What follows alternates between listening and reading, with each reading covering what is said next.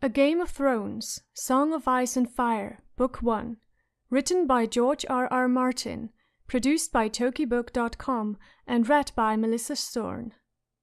Chapter 31. Tyrion. As he stood in the pre-dawn chill watching Chigon butcher his horse, Tyrion Lannister chalked up one more debt owed to Starks. Steam rose from inside the carcass when the squat sellsword opened the belly with his skinning knife. His hands moved deftly, with never a wasted cut. The work had to be done quickly, before the stink of blood brought shadow cats down from the heights. "None of us will go hungry tonight," Bronn said. He was near a shadow himself, bone thin and bone hard, with black eyes and black hair and a stubble of beard. "Some of us may," Tyrion told him. "I'm not fond of eating horse, particularly my horse." "Meat is meat," Bronn said with a shrug. "The Dothraki like horse more than beef or pork." "Do you take me for a Dothraki?" Tyrion asked sourly. The Dothraki ate horse, in truth. They also left deformed children out for the feral dogs who ran behind their khalasars. Dothraki customs had scant appeal for him.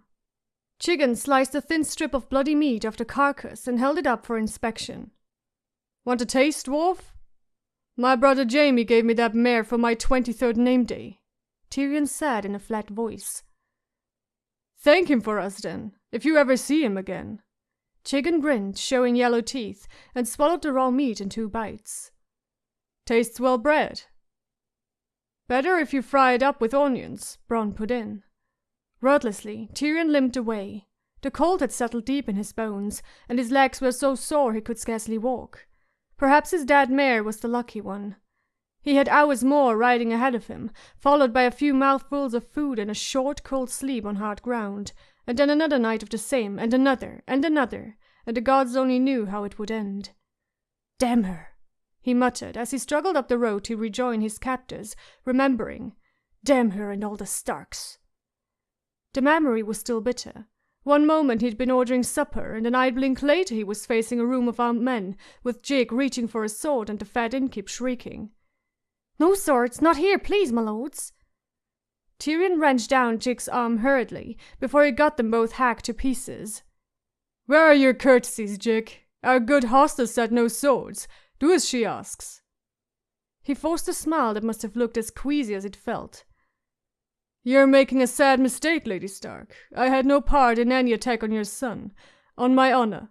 "Lannister honor," was all she said. She held up her hands for all the room to see. "His dagger left these scars, the blade he sent to open my son's throat." Tyrion felt the anger all around him, thick and smoky, fed by the deep cuts in the Stark woman's hands. "Kill him!" hissed some drunken slattern from the back, and other voices took up the call, faster than he would have believed. Strangers all, friendly enough only a moment ago, and yet now they cried for his blood like hounds on a trail. Tyrion spoke up loudly, trying to keep the quaver from his voice. "If Lady Stark believes I have some crime to answer for, I will go with her and answer for it." It was the only possible course. Trying to cut their way out of this was a sure invitation to an early grave. A good dozen swords had responded to the Stark woman's plea for help. The Harrenhal men, the 3 Brackens, a pair of unsavory sellswords who looked as though they'd kill him as soon as spit, and some fool field hands who doubtless had no idea what they were doing. Against that, what did Tyrion have? A dagger at his belt and 2 men. Jake swung a fair enough sword, but Morik scarcely counted. He was part groom, part cook, part body servant, and no soldier. As for Yoren, whatever his feelings might have been, the Black Brothers were sworn to take no part in the quarrels of the realm. Yoren would do nothing. And indeed, the Black Brothers stepped aside silently when the old knight by Catelyn Stark's side said, "Take their weapons," and the sellsword Bronn stepped forward to pull the sword from Jake's fingers and relieve them all of their daggers. "Good," the old man said as the tension in the common room ebbed palpably. "Excellent." Tyrion recognized the gruff voice. Winterfell's master-at-arms, shorn of his whiskers. Scarlet-tinged spittle flew from the fat innkeep's mouth as she backed of Catelyn Stark. "Don't kill him here!" "Don't kill him anywhere," Tyrion urged. "Take him somewhere else, no blood here, milady. I wants no high lordling's quarrels." "We're taking him back to Winterfell," she said, and Tyrion thought, well, perhaps... By then he had had a moment to glance over the room and get a better idea of the situation. He was not altogether displeased by what he saw. Oh, the Stark woman had been clever, no doubt of it. Forced them to make a public affirmation of the oath sworn her father by the lords they served, and then call on them for succor, and her a woman, yes, that was sweet. Yet her success was not as complete as she might have liked. There were close to 50 in the common room by his rough count. Catelyn Stark's plea had roused a bare dozen. The others looked confused, or frightened, or sullen. Only 2 of the Freys had stirred, Tyrion noted, and they'd sat back down quick enough when their captain failed to move. He might have smiled if he'd dared. "Winterfell it is, then," he said instead. That was a long ride, as he could well attest, having just ridden it the other way. So many things could happen along the way. "My father will wonder what has become of me," he added, catching the eye of the swordsman who'd offered to yield up his room. "He'll pay a handsome reward to any man who brings him word of what happened here today." Lord Tywin would do no such thing, of course, but Tyrion would make up for it if he won free. Sir Roderick glanced at his lady, his look worried, as well it might be. "His men come with him," the old knight announced, "and we'll thank the rest of you to stay quiet about what you've seen here." It was all Tyrion could do not to laugh. Quiet? The old fool. Unless he took the whole in, the word would begin to spread the instant they were gone. The free rider with the gold coin in his pocket would fly to Casterly Rock like an arrow. If not him, then someone else. Yoren would carry the story south. That fool Singer might make a lay of it. The Freys would report back to their lord, and the gods only knew what he might do. Lord Walder Frey might be sworn to Riverrun, but he was a cautious man who had lived a long time by making certain he was always on the winning side. At the very least he would send his birds winging south to King's Landing, and he might well dare more than that. Catelyn Stark wasted no time. "We must ride at once. We'll want fresh mounts and provisions for the road. You men, know that you have the eternal gratitude of House Stark. If any of you choose to help us guard our captives and get them safe to Winterfell, I promise you shall be well rewarded." That was all it took. The fools came rushing forward. Tyrion studied their faces. They would indeed be well rewarded, he vowed to himself, but perhaps not quite as they imagined. Yet even as they were bundling him outside, saddling the horses in the rain and tying his hands with a length of coarse rope, Tyrion Lannister was not truly afraid. They would never get him to Winterfell. He would have given odds on that.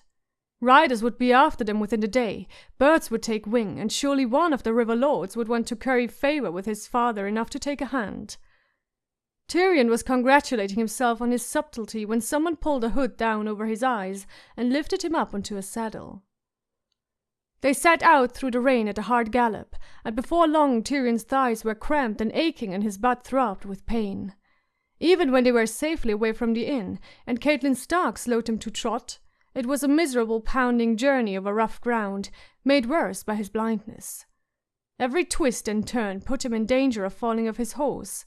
The hood muffled sound, so he could not make out what was being said around him, and the rain soaked through the cloth and made it cling to his face, until even breathing was a struggle. The rope chafed his wrists raw and seemed to grow tighter as the night wore on. I was about to settle down to a warm fire and a roast fool, and that wretched singer had to open his mouth, he thought mournfully. The wretched singer had come along with them. "There is a great song to be made from this, and I'm the one to make it," he told Catelyn Stark when he announced his intention of riding with them to see how the splendid adventure turned out. Tyrion wondered whether the boy would think the adventure quite so splendid once the Lannister riders caught up with them. The rain had finally stopped and dawn light was seeping through the wet cloth over his eyes when Catelyn Stark gave the command to dismount. Rough hands pulled him down from his horse, untied his wrists, and yanked the hood off his head. When he saw the narrow stony road, the foothills rising high and wild around them, and the jagged snow-capped peaks on the distant horizon, all the hope went out of him in a rush. "This is the high road," he gasped, looking at Lady Stark with accusation. "The eastern road. You said we were riding for Winterfell." Catelyn Stark favoured him with the faintest of smiles. "Often and loudly," she agreed. "No doubt your friends will ride that way when they come after us. I wish them good speed." Even now, long days later, the memory filled him with a bitter rage. All his life Tyrion had prided himself on his cunning, the only gift the gods had seen fit to give him, and yet this 7 times damned she-wolf, Catelyn Stark, had outwitted him at every turn. The knowledge was more galling than the bare fact of his abduction. They stopped only as long as it took to feed and water the horses, and then they were off again. This time Tyrion was spared the hood. After the second night they no longer bound his hands, and once they had gained the heights they scarcely bothered to guard him at all.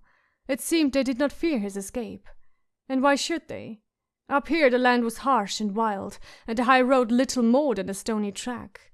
If he did run, how far could he hope to go, alone and without provisions? The Shadow Cats would make a morsel of him, and the clans that dwelt in the mountain fastnesses were brigands and murderers who bowed to no law but the sword. Yet still the Stark woman drove them forward relentlessly. He knew where they were bound. He had known it since the moment they pulled off his hood. These mountains were the domain of House Arryn, and the late Hand's widow was a Tully, Catelyn Stark's sister, and no friend to the Lannisters. Tyrion had known the Lady Lysa slightly during her years at King's Landing, and did not look forward to renewing the acquaintance. His captors were clustered around a stream a short ways down the high road. The horses had drank their fill of the icy cold water, and were grassing on clumps of brown grass that grew from clefts in the rock. Jaqen Morek huddled close, sullen and miserable. Mohor stood over them, leaning on his spear and wearing a rounded iron cap that made him look as if he had a bowl on his head. Nearby, Marillion the singer sat oiling his wood harp, complaining of what the damp was doing to his strings. "We must have some rest, my lady," the hedge knight Sir Willis Woad was saying to Catelyn Stark as Tyrion approached. He was Lady Went's man, stiff-necked and stolid, and the first to rise to aid Catelyn Stark back at the inn. "Sir Willis speaks truly, my lady," Sir Roderick said. "This is the 3rd horse we have lost." "We will lose more than horses if we are overtaken by the Lannisters," she reminded them. Her face was wind-burnt and gaunt, but it had lost none of its determination. "Small chance of that here," Tyrion put in. "The lady did not ask your views, dwarf," snapped Curliket, a great fat oaf with short cropped hair and a pig's face. He was one of the Brackens, a man-at-arms in the service of Lord Jonas. Tyrion had made a special effort to learn all their names, so he might thank them later for their tender treatment of him. A Lannister always paid his debts. Curliket would learn that someday, as would his friends Larys and Mohor, and the good Sir Willis, and the sellswords Bronn and Chiggin. He planned an especially sharp lesson for Marillion, him of the wood harp and the sweet tenor voice, who was struggling so manfully to rhyme imp with jimp and limp, so he could make a song of this outrage. "Let him speak," Lady Stark commanded.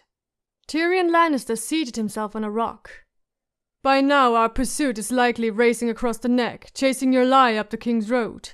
Assuming there is a pursuit, which is by no means certain. Oh, no doubt the word has reached my father. But my father does not love me overmuch, and I'm not at all sure that he will bother to bestir himself." It was only half a lie. Lord Tywin Lannister cared not a fig for his deformed son, but he tolerated no slights on the honour of his house. "This is a cruel land, Lady Stark. You'll find no succour until you reach the Vale, and each mount you lose burdens the others all the more. Worse, you risk losing me. I'm small and not strong, and if I die, then what's the point?" That was no lie at all. Tyrion did not know how much longer he could endure this pace. "It might be said that your death is the point, Lannister," Catelyn Stark replied. "I think not," Tyrion said. "If you wanted me dead, you had only to say the word, and one of these staunch friends of yours would gladly have given me a red smile." He looked at Curliket, but the man was too dim to taste the mockery. "The Starks do not murder men in their beds." "Nor do I," he said. "I tell you again, I had no part in the attempt to kill your son." "The assassin was armed with your dagger." Tyrion felt the heat rise in him. "It was not my dagger," he insisted. "How many times must I swear to that? Lady Stark, whatever you may believe of me, I'm not a stupid man. Only a fool would arm a common footpad with his own blade." Just for a moment he thought he saw a flicker of doubt in her eyes, but what she said was, "Why would Petyr lie to me?" "Why does a bear shit in the woods?" he demanded. "Because it is his nature. Lying comes as easily as breathing to a man like Littlefinger. You ought to know that, you of all people." She took a step toward him, her face tight. "And what does that mean, Lannister?" Tyrion cocked his head. "Why, every man at court has heard him tell how he took your maidenhead, my lady." "That is a lie," Catelyn Stark said. "Oh, wicked little imp," Marillion said, shocked. Curlicute drew his dirk, a vicious piece of black iron. "At your word, my lady, I'll toss his lying tongue at your feet." His pig eyes were wet with excitement at the prospect. Catelyn Stark stared at Tyrion with a coldness on her face such as he had never seen. "Petyr Baelish loved me once. He was only a boy. His passion was a tragedy for all of us, but it was real and pure, and nothing to be made mock of. He wanted my hand. That is the truth of the matter. You are truly an evil man, Lannister." "And you are truly a fool, Lady Stark. Littlefinger has never loved anyone but Littlefinger, and I promise you that it's not your hand that he boasts of. It's those ripe breasts of yours, and that sweet mouth, and the heat between your legs." Curlicute grabbed a handful of hair and yanked his head back in a hard jerk, baring his throat. Tyrion felt the cold kiss of steel beneath his chin. "Shall I bleed him, my lady?" "Kill me and the truth dies with me," Tyrion gasped. "Let him talk," Catelyn Stark commanded. Curlicute let go of Tyrion's hair, reluctantly. Tyrion took a deep breath. "How did Littlefinger tell you I came by this dagger of his? Answer me that." "You won it from him in a wager during the tourney on Prince Joffrey's name day." "When my brother Jaime was unhorsed by the Knight of Flowers, that was his story, no?" "It was," she admitted. A line creased her brow. "Riders!" The shriek came from the wind-carved ridge above them. Sir Roderick had sent Larys scrambling up the rock face to watch the road while they took their rest. For a long second, no one moved. Catelyn Stark was the first to react. "Sir Roderick, Sir Willis, to horse!" she shouted. "Get the other mounts behind us. Mohor, guard the prisoners. Arm us!" Tyrion sprang to his feet and seized her by the arm. "You will need every sword." She knew he was right. Tyrion could see it. The mountain clans cared nothing for the enmities of the great houses. They would slaughter Stark and Lannister with equal fervor as they slaughtered each other. They might spare Catelyn herself. She was still young enough to bear sons. Still, she hesitated. "I hear them!" Sir Roderick called out. Tyrion turned his head to listen, and there it was. Hoofbeats, a dozen horses or more, coming nearer. Suddenly, everyone was moving, reaching for weapons, running to their mounts. Pebbles rained down around them as Larys came springing and sliding down the ridge. He landed breathless in front of Catelyn Stark, an ungainly-looking man with wild tufts of rust-colored hair sticking out from under a conical steel cap. 20 men, maybe 25, he said, breathless. Milk snakes or moon brothers, by my guess. They must have eyes out, milady. Hidden watches. They know we're here." Sir Roderick Castle was already a horse, a longsword in hand. Mohor crouched behind a boulder, both hands on his iron-tipped spear, a dagger between his teeth. "You, Singer," Sir Willis Woad called out. "Help me with this breastplate." Marillion sat frozen, clutching his wood harp, his face as pale as milk, but Tyrion's man Morrick bounded quickly to his feet and moved to help the knight with his armor. Tyrion kept his grip on Catelyn Stark. "You have no choice," he told her. 3 of us and a 4th man wasted guarding us. 4 men can be the difference between life and death up here."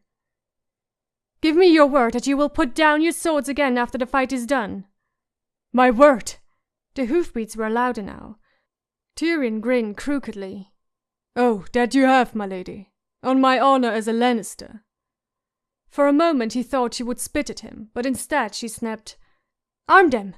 and as quick as that she was pulling away. Sir Roderick tossed Jake his sword and scabbard, and wheeled to meet the foe. Morrick helped himself to a bow and quiver, and went to one knee beside the road. He was a better archer than swordsman, and Bronn rode up to offer Tyrion a double-bladed axe. "I have never fought with an axe." The weapon felt awkward and unfamiliar in his hands. It had a short haft, a heavy head, and a nasty spike on top. "Pretend you're splitting logs," Bronn said, drawing his longsword from the scabbard across his back. He spat and trotted off to form up beside Chicken and Sir Roderick. Sir Willis mounted up to join them, fumbling with his helmet, a metal pot with a thin slit for his eyes and a long black silk plume. "Logs don't bleed," Tyrion said to no one in particular. He felt naked without armor. He looked around for a rock and ran over to where Marillion was hiding. "Move over." "Go away!" the boy screamed back at him. "I'm a singer. I want no part of this fight." "What, lost your taste for adventure?" Tyrion kicked at the youth until he slid over, and not a moment too soon. A heartbeat later, the riders were on them. There were no heralds, no banners, no horns nor drums, only the twang of bowstrings as Morrick and Larys let fly, and suddenly the clansmen came thundering out of the dawn, lean, dark men in boiled leather and mismatched armor, faces hidden behind bared half-helms. In gloved hands were clutched all manner of weapons, longswords and lances and sharpened scythes, spiked clubs and daggers and heavy iron mauls. At their head rode a big man in a striped shadowskin cloak, armed with a two-handled greatsword. Sir Roderick shouted, "Winterfell!" and rode to meet him, with Bronn and Chiggin beside him, screaming some wordless battle cry. Sir Willis Wode followed, swinging a spiked morning star round his head. "Harrenhal! Harrenhal!" he sang. Tyrion felt a sudden urge to leap up, brandish his axe, and boom out, "Casterly Rock!" but the insanity passed quickly, and he crouched down lower. He heard the screams of frightened horses and the crash of metal on metal. Chiggin's sword raked across the naked face of a mailed rider, and Bronn plunged through the clansmen like a whirlwind, cutting down foes right and left. Sir Roderick hammered at the big man in the shadowskin cloak, their horses dancing round each other as they traded blow for blow. Jig vaulted into a horse and galloped bareback into the fray. Tyrion saw an arrow sprout from the throat of the man in the shadowskin cloak. When he opened his mouth to scream, only blood came out. By the time he fell, Sir Roderick was fighting someone else. Suddenly Marillion shrieked, covering his head with his wood harp as a horse leapt over their rock. Tyrion scrambled to his feet as the rider turned to come back at them, hefting a spiked maul. Tyrion swung his axe with both hands. The blade caught the charging horse in the throat with a meaty thunk, angling upward, and Tyrion almost lost his grip as the animal screamed and collapsed. He managed to wrench the axe free and lurched clumsily out of the way. Marillion was less fortunate. Horse and rider crashed to the ground in a tangle on top of the singer. Tyrion danced back in while the brigand's leg was still pinned beneath his fallen mount, and buried the axe in the man's neck, just above the shoulder blades. As he struggled to yank the blade loose, he heard Marillion moaning under the bodies. "Someone help me!" the singer gasped. "Gods have mercy, I'm bleeding!" "I believe that's horseblood," Tyrion said. The singer's hand came crawling out from beneath the dead animal, scrabbling in the dirt like a spider with 5 legs. Tyrion put his heel on the grasping fingers and felt a satisfying crunch. "Close your eyes and pretend you're dead," he advised the singer before he hefted the axe and turned away. After that, things ran together. The dawn was full of shouts and screams and heavy with the scent of blood, and the world had turned to chaos. Arrows hissed past his ear and clattered off the rocks. He saw Bronn unhorsed, fighting with a sword in each hand. Tyrion kept on the fringe of the fight, sliding from rock to rock and darting out of the shadows to hew at the legs of passing horses. He found a wounded clansman and left him dead, helping himself to the man's half-helm. It fit too snugly, but Tyrion was glad of any protection at all. Jig was cut down from behind while he sliced at a man in front of him, and later Tyrion stumbled over Curlicud's body. The pig face had been smashed in with a mace, but Tyrion recognized the dirk as he plucked it from the man's dead fingers. He was sliding it through his belt when he heard a woman scream. Catelyn Stark was trapped against the stone face of the mountain with 3 men around her, one still mounted and the other 2 on foot. She had a dagger clutched awkwardly in her maimed hands, but her back was to the rock now and they had penned her on 3 sides. Let them have the bitch, Tyrion thought, and welcome to her, yet somehow he was moving. He caught the first man in the back of the knee before they even knew he was there, and the heavy axe head split flesh and bone like rotten wood.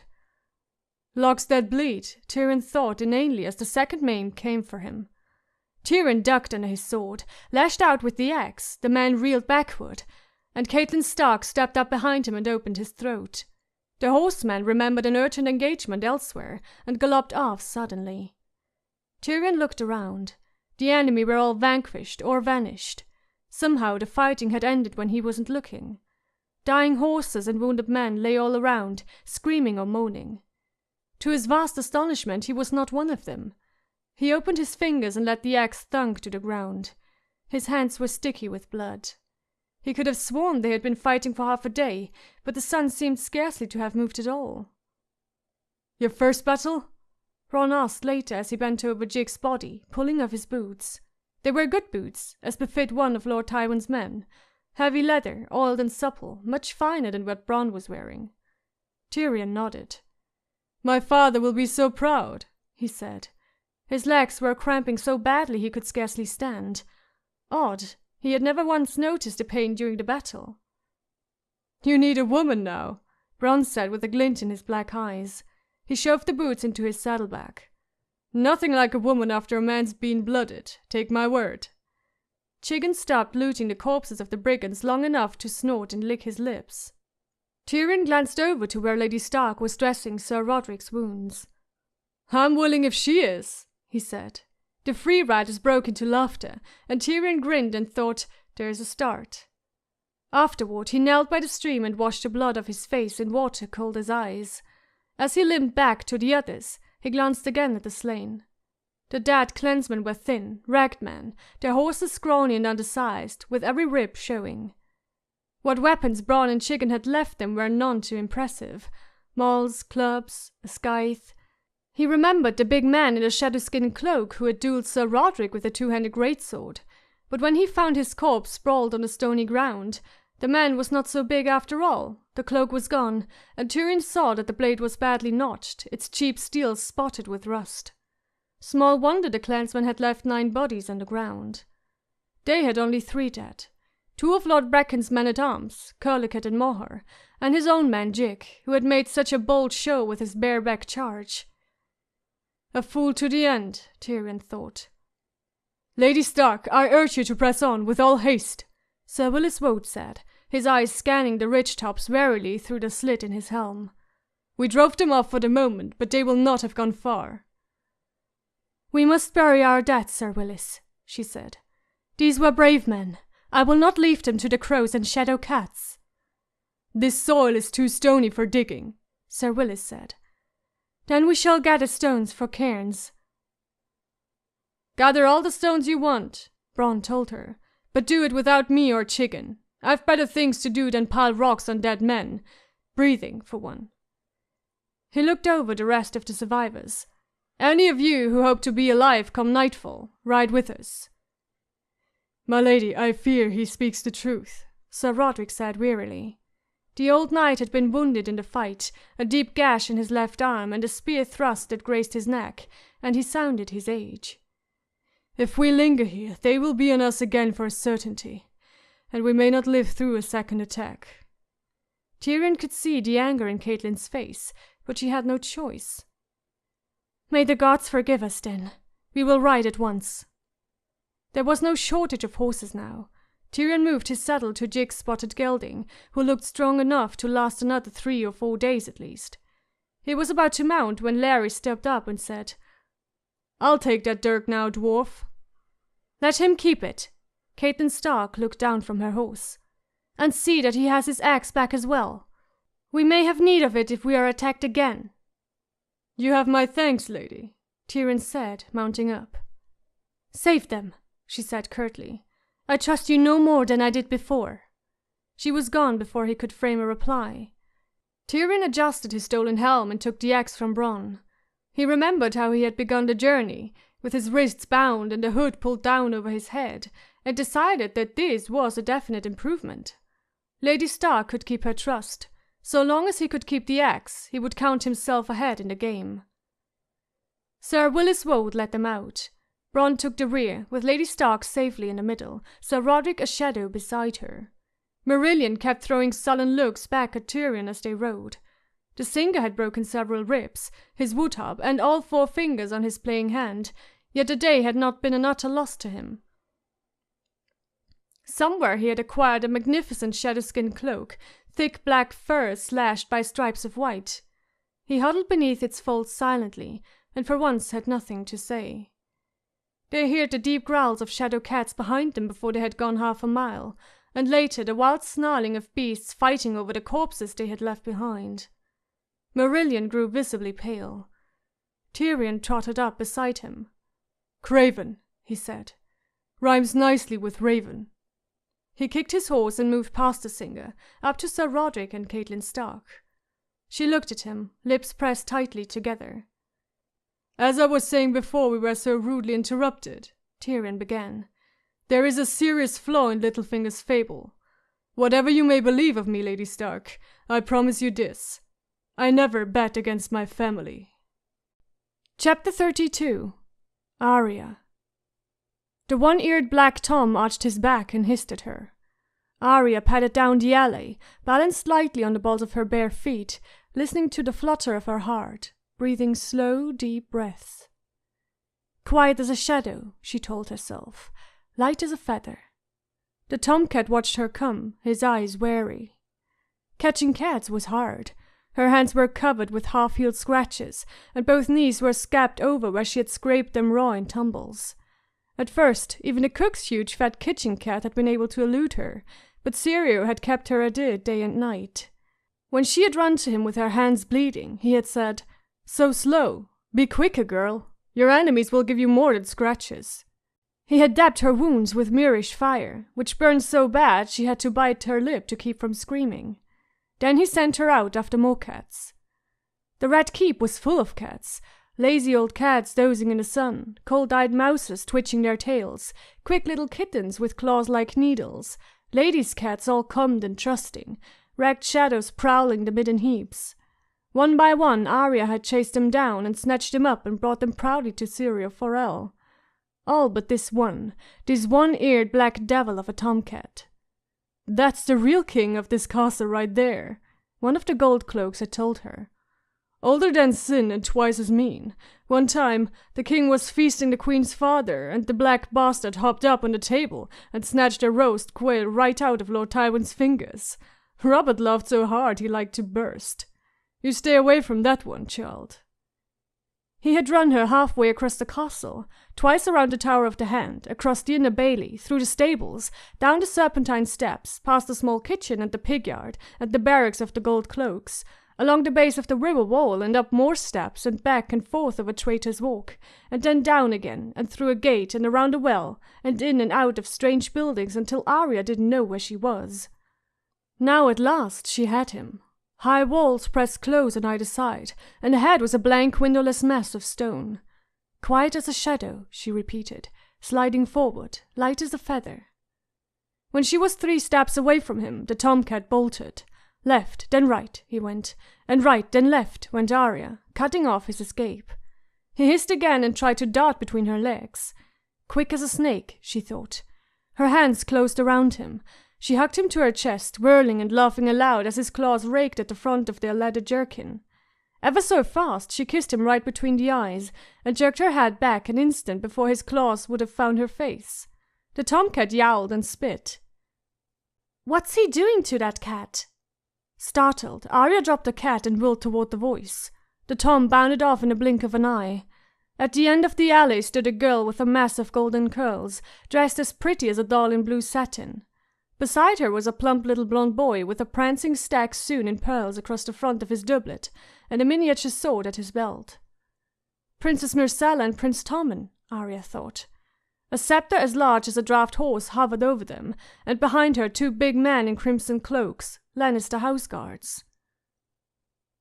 "What were you doing to that cat, boy?" Myrcella asked again, sternly.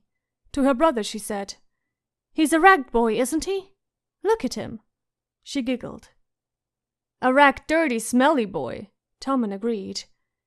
"They don't know me," Arya realized. "They don't even know I'm a girl." Small wonder, she was barefoot and dirty, her hair tangled from the long run through the castle, clad in a jerkin ripped by cat claws and brown rough-spun pants hacked off above her scabby knees. You don't wear skirts and silks when you're catching cats. Quickly she lowered her head and dropped to one knee. Maybe they wouldn't recognize her. If they did, she would never hear the end of it. Septa Mordane would be mortified, and Sansa would never speak to her again from the shame. The old fat Septa moved forward. "Boy, how did you come here? You have no business in this part of the castle." "You can't keep this sort out," one of the red cloaks said. "Like trying to keep out rats." "Who do you belong to, boy?" the scepter demanded. "Answer me! What's wrong with you? Are you mute?" Arya's voice caught in her throat. If she answered, Tommen and Myrcella would know her for certain. "Goodwin, bring him here," the scepter said. The tall of the guardsmen started down the alley. Panic gripped her throat like a giant's hand. Arya could not have spoken if her life had hung on it. Calm as still water, she mouthed silently. As Godwin reached for her, Arya moved, quick as a snake. She leaned to her left, letting his fingers brush her arm, spinning around him, smooth as summer silk. By the time he got himself turned, she was sprinting down the alley, swift as a deer. The scepter was screeching at her. Arya slid between legs as thick and white as marble columns, bounded to her feet, bowled into Prince Tommen and hopped over him when he sat down hard and said, "Oof," spun away from the second guard, and then she was past them all, running full out. She heard shouts, then pounding footsteps closing behind her. She dropped and rolled. The red cloak went careening past her, stumbling. Arya sprang back to her feet. She saw a window above her, high and narrow, scarcely more than an arrow slit. Arya leaped, caught the sill, pulled herself up. She held her breath as she wriggled through. Slippery as an eel. Dropping to the floor in front of a startled scrub woman, she hopped up, brushed the rushes off her clothes, and was off again, out the door and along a long hall, down a stair, across a hidden courtyard, around a corner and over a wall, and through a low, narrow window into a pitch-dark cellar. The sounds grew more and more distant behind her. Arya was out of breath and quite thoroughly lost. She was in for it now if they had recognized her, but she didn't think they had. She had moved too fast, swift as a deer. She hunkered down in the dark against the damp stone wall and listened for the pursuit, but the only sounds was the beating of her own heart and a distant drip of water. Quiet as a shadow, she told herself. She wondered where she was. When they had first come to King's Landing, she used to have bad dreams about getting lost in the castle. Father said the Red Keep was smaller than Winterfell, but in her dreams it had been immense, an endless stone maze with walls that seemed to shift and change behind her. She would find herself wandering down gloomy halls past faded tapestries, descending endless circular stairs, darting through courtyards or over bridges, her shouts echoing unanswered. In some of the rooms the red stone walls would seem to drip blood, and nowhere could she find a window.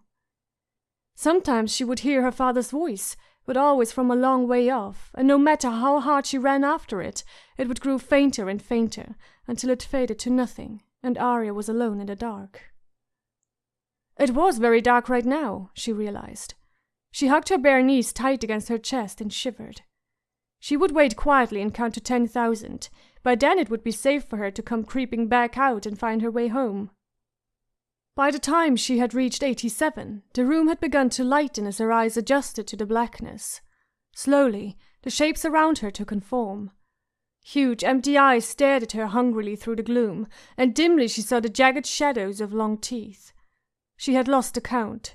She closed her eyes and bit her lip and sent the fear away. When she looked again, the monsters would be gone, would never have been. She pretended that Syria was beside her in the dark, whispering in her ear. Calm as a still water, she told herself, strong as a bear, fierce as a wolverine. She opened her eyes again. The monsters were still there, but the fear was gone. Arya got to her feet, moving warily. The heads were all around her. She touched one, curious, wondering if it was real.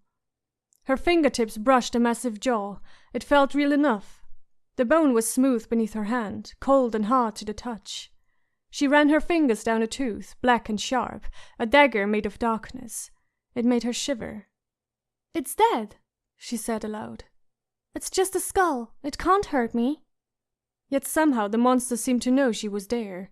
She could feel its empty eyes watching her through the gloom, and there was something in that dim, cavernous room that did not love her. She edged away from the skull and backed into a second, larger than the first. For an instant she could feel its teeth digging into her shoulder, as if it wanted to bite off her flesh. Arya willed, felt leather catch and tear as a huge fang nipped at her jerkin, and then she was running. Another skull loomed ahead, the biggest monster of all, but Arya did not even slow. She leapt over a ridge of black teeth as tall as swords, dashed through hungry jaws, and threw herself against the door. Her hands found a heavy iron ring set in the wood, and she yanked at it. The door resisted a moment before it slowly began to swing inward, with a creak so loud Arya was certain it could be heard all through the city. She opened the door just far enough to slip through into the hallway beyond. If the room with the monsters had been dark, the hall was the blackest pit in the 7 hells. Calm as still water, Arya told herself, but even when she gave her eyes a moment to adjust, there was nothing to see but the vague grey outline of the door she had come through. She wiggled her fingers in front of her face, felt the air move, saw nothing. She was blind. A water dancer sees with all her senses, she reminded herself. She closed her eyes and steadied her breathing 1, 2, 3, drank in the quiet, reached out with her hands. Her fingers brushed against rough, unfinished stone to her left. She followed the wall, her hands skimming along the surface, taking small gliding steps through the darkness. All halls lead somewhere. Where there is a way in, there is a way out. Fear cuts deeper than swords. Arya would not be afraid. It seemed as if she had been walking a long ways when the wall ended abruptly and a draught of cold air blew past her cheek. Loose hair stirred faintly against her skin. From somewhere far below her, she heard noises. The scrape of boots, the distant sounds of voices. A flickering light brushed the wall ever so faintly, and she saw it as she stood at the top of a great black well, a shaft 20 feet across plunging deep into the earth. Huge stones had been set into the curving walls as steps, circling down and down, dark as the steps to hell that old Nan used to tell them of. And something was coming up out of the darkness, out of the bowels of the earth. Arya peered over the edge and felt the cold black breath on her face. Far below, she saw the light of a single torch, small as the flame of a candle. 2 men, she made out. Their shadows writhed against the side of the wall, tall as giants. She could hear their voices echoing up the shaft. "Found one bastard," one said. "The rest will come soon. A day, 2 days, a fortnight." "And when he learns the truth, what will he do?" a second voice asked in the liquid accents of the free cities. "The gods alone know," the first voice said. Arya could see a wisp of grey smoke drifting up off the torch, writhing like a snake as it rose. "Those fools tried to kill his son, and what's worse, they made a mummer's farce of it. He's not a man to put that aside. I warn you, the wolf and lion will soon be at each other's throats, whether we will it or not." Too soon, the voice with the accent complained. "What good is war now? We are not ready. Delay." "As well bid me stop time. Do you take me for a wizard?" The other chuckled. "No less." Flames licked at the cold air. The tall shadows were almost on top of her. An instant later, the man holding the torch climbed into her sight, his companion beside him. Arya crept back away from the well, dropped to her stomach, and flattened herself against the wall. She held her breath as the man reached the top of the steps. "What would you have me do?" asked the torchbearer, a stout man in a leather half-cape. Even in heavy boots, his feet seemed to glide soundlessly over the ground. A round, scarred face and a stubble of dark beard showed under his steel cap, and he wore mail over boiled leather, and a dirk and short sword at his belt. It seemed to Arya there was something oddly familiar about him. "If one hand can die, why not a second?" replied the man with the accent and the forked yellow beard. "You have danced the dance before, my friend." He was no one Arya had ever seen before, she was certain of it. Grossly fat, yet he seemed to walk lightly, carrying his weight on the balls of his feet as a water dancer might. His rings glimmered in the torchlight, red gold and pale silver, crusted with rubies, sapphires, slitted yellow tiger eyes. Every finger wore a ring, some had 2. "Before is not now, and this hand is not the other," the scared man said as they stepped out into the hall. Still as stone, Arya told herself, quiet as a shadow. Blinded by the blaze of their own torch, they did not see her pressed flat against the stone, only a few feet away. "Perhaps so," the forked beard replied, pausing to catch his breath after the long climb. "None the less, we must have time. The princess is with child. The Carl will not bestir himself until his son is born. You know how they are, these savages." The man with the torch pushed at something. Arya heard a deep rumbling. A huge slab of rock, red in the torchlight, slid down out of the ceiling with a resounding crash that almost made her cry out. Where the entry to the well had been was nothing but stone, solid and unbroken. "If he does not bestir himself soon, it may be too late," the stout man in the steel cap said. "This is no longer a game for 2 players, if ever it was. Stannis Baratheon and Lysa Arryn have fled beyond my reach, and the whispers say they are gathering swords around them. The Knight of Flowers rides Highgarden, urging his lord father to send his sister to court. The girl is a maid of 14, sweet and beautiful and tractable, and Lord Renly and Sir Loras intend that Robert should wed her, and make a new queen. Littlefinger. The gods only know what game Littlefinger is playing. Yet Lord Stark's the only who troubles my sleep.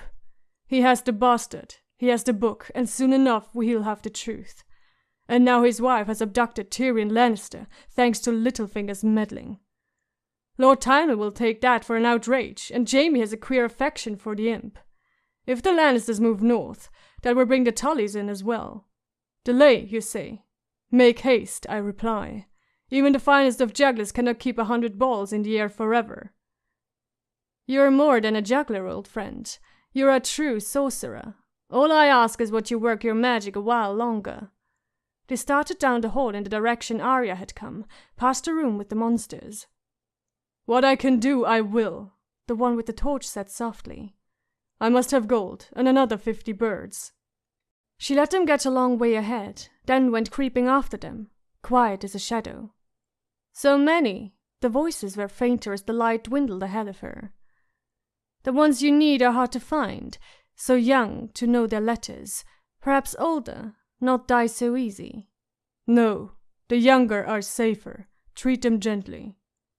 If they kept their tongues. The risk. Long after their voices had faded away, Arya could still see the light of the torch, a smoking star that bid her follow. Twice it seemed to disappear, but she kept on straight, and both times she found herself at the top of steep, narrow stairs, the torch glimmering far below her. She hurried after it, down and down. Once she stumbled over a rock and fell against the wall, and her hand found raw earth supported by timbers, whereas before the tunnel had been dressed stone. She must have crept after them for miles. Finally they were gone, but there was no place to go but forward. She found the wall again and followed, blind and lost, pretending that Nymeria was padding along beside her in the darkness. At the end she was knee-deep in foul-smelling water, wishing she could dance upon it as Syrio might have, and wondering if she'd ever see light again. It was full dark when finally Arya emerged into the night air. She found herself standing at the mouth of a sewer where it emptied into the river. She stank so badly that she stripped right there, dropping her soiled clothing on the river bank as she dove into the deep black waters. She swam until she felt clean and crawled out shivering. Some riders went past along the river road as Arya was washing her clothes, but if they saw the scrawny naked girl scrubbing her rags in the moonlight, they took no notice. She was miles from the castle, but from anywhere in King's Landing you needed only to look up to see the Red Keep high on Aegon's Hill, so there was no danger of losing her way. Her clothes were almost dry by the time she reached the gatehouse. The portcullis was down and the gates barred, so she turned aside to a postern door. The gold cloaks who had the watch sneered when she told them to let her in. "Off with you," one said. "The kitchen scraps are gone and we'll have no begging after dark." "I'm not a beggar," she said. "I live here." "I said off with you. Do you need a clout on the ear to help you hearing?" "I want to see my father." The guards exchanged a glance. "I want to fuck the queen myself for all the good it does me," the younger one said. The older scowled. "Who's this father of yours, boy? The city rat-catcher?" "The Hand of the King," Arya told him. Both men laughed, but then the older one swung his fist at her, casually, as a man would swat a dog. Arya saw the blow coming even before it began. She danced back out of the way, untouched. "I'm not a boy," she spat at them. "I'm Arya Stark of Winterfell, and if you lay a hand on me, my lord father will have both your heads on spikes. If you don't believe me, fetch Jory Castle or Vayan Pool from the Tower of the Hand." She put her hands on her hips. "Now, are you going to open the gate, or do you need a clout on the ear to help you hearing?" Her father was alone in the sala when Harwin and Fat Tom marched her in, an oil lamp glowing softly at his elbow. He was bent over the biggest book Arya had ever seen, a great thick tome with cracked yellow pages of crabbed script, bound between faded leather covers, but he closed it to listen to Harwin's report. His face was stern as he sent the man away with thanks. "You realize I had half my guard out searching for you," Eddard Stark said when they were alone. "Septa Mordane is beside herself with fear. She's in the stead praying for your safe return. Arya, you know you're never to go beyond the castle gates without my leave." "I didn't go out the gates," she blurted. "Well, I didn't mean to. I was down in the dungeons, only they turned into this tunnel. It was all dark and I didn't have a torch or a candle to see by, so I had to follow. I couldn't go back the way I come on account of the monsters. Father, they were talking about killing you. Not the monsters, the two men. They didn't see me. I was being still as stone and quiet as a shadow, but I heard them. They said you had a book and a bastard, and if one hand could die, why not a second? Is that the book? John's the bastard, I bet." "John? Arya, what are you talking about? Who said this?" "They did," she told him. "There was a fat one with rings and a forked yellow beard, and another in mail and a steel cap, and the fat one said they had to delay, but the other one told him he couldn't keep juggling, and the wolf and the lion were going to eat each other, and it was a mummer's farce." She tried to remember the rest. She hadn't quite understood everything she'd heard, and now it was all mixed up in her head. "The fat one said the princess was with child. The one in the steel cap, he had the torch. He said that they had to hurry. I think he was a wizard." "A wizard," Ned said, unsmiling. "Did he have a long white beard and tall pointed hat speckled with stars?" "No! It wasn't like old man's stories. He didn't look like a wizard, but the fat one said he was." "I warn you, Arya, if you're spinning this thread of air—" "No! I told you! It was in the dungeons, by the place with the secret wall. I was chasing cats and, well—" She screwed up her face. If she admitted knocking over Prince Tommen, he would be really angry with her. "Well, I went in this window. That's where I found the monsters." "Monsters and wizards," her father said. "It would seem you've had quite an adventure. These men you heard, you say they spoke of juggling and mummery?" "Yes," Arya admitted. "Only—" "Arya, they were mummers," her father told her. "There must be a dozen troops in King's Landing right now, come to make some coin of the Tourney crowds. I'm not certain what these two were doing in the castle, but perhaps the king has asked for a show." "No." She shook her head stubbornly. "They weren't." "You shouldn't be following people about and spying on them in any case. Nor do I cherish the notion of my daughter climbing in strange windows after stray cats. Look at you, sweetling. Your arms are covered with scratches. This has gone on long enough. Tell Syria Farrell that I want a word with him." He was interrupted by a short, sudden knock. "Lord Eddard pardons," Desmond called out, opening the door a crack. "But there's a Black Butter here begging audience. He says the matter is urgent. I thought you would want to know." "My door is always open to the night's watch," Father said. Desmond ushered the man inside. He was stooped and ugly, with an unkempt beard and unwashed clothes, yet Father greeted him pleasantly and asked his name. "Yoren, as it please, my lord. My pardons for the hour." He bowed to Arya. "And this must be your son. He has your look." "I'm a girl," Arya said, exasperated. If the old man was down from the wall, he must have come by way of Winterfell. "Do you know my brothers?" she asked excitedly. "Robb and Bran are at Winterfell, and Jon's on the wall. Jon Snow. He's in a Night's Watch too. You must know him. He has a dire wolf, a white one with red eyes. Is Jon a ranger yet? I'm Arya Stark." The old man in his smelly black clothes was looking at her oddly, but Arya could not seem to stop talking. "When you ride back to the wall, would you bring Jon a letter if I wrote one?" She wished Jon were here right now. He'd believe her about the dungeons and the fat man with the forked beard and the wizard in the steel cap. "My daughter often forgets her courtesies," Eddard Stark said with a faint smile that softened his words. "I beg your forgiveness, Yoren. Did my brother Benjen send you?" "No one sent me, my lord. Saving old Moment. I'm here to find men for the wall, and when Robert next holds court, I'll bend the knee and cry our need, see if the king and his hand have some scum in the dungeons they'd be well rid of. You might say as Benjen Stark is why we're talking, though. His blood ran black, made him my brother as much as yours. It's for his sake I'm come. Rode hard, I did.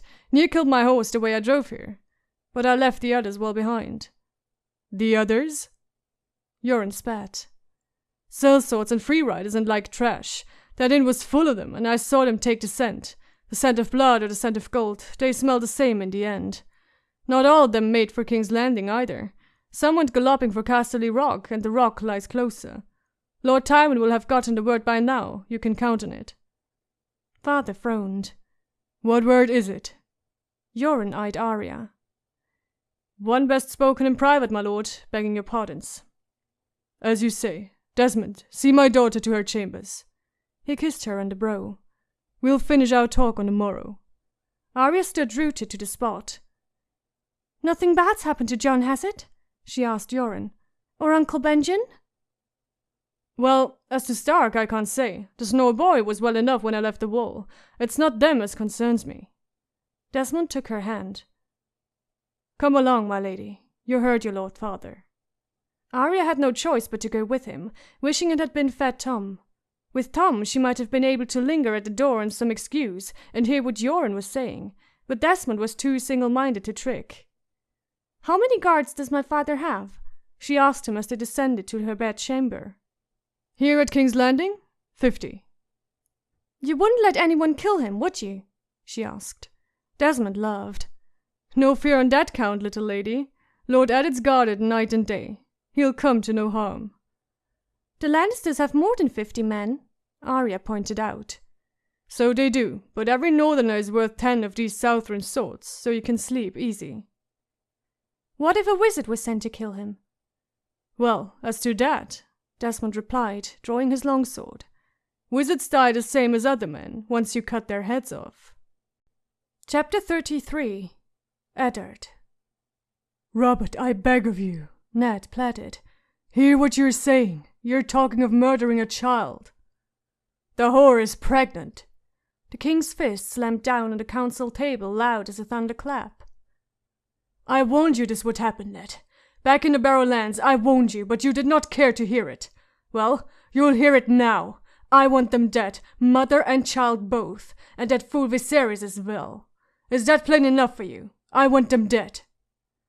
The other councillors were all doing their best to pretend that they were somewhere else. No doubt they were wiser than he was. Eddard Stark had seldom felt quite so alone. "You will dishonor yourself forever if you do this." "Then let it be on my head so long as it is done.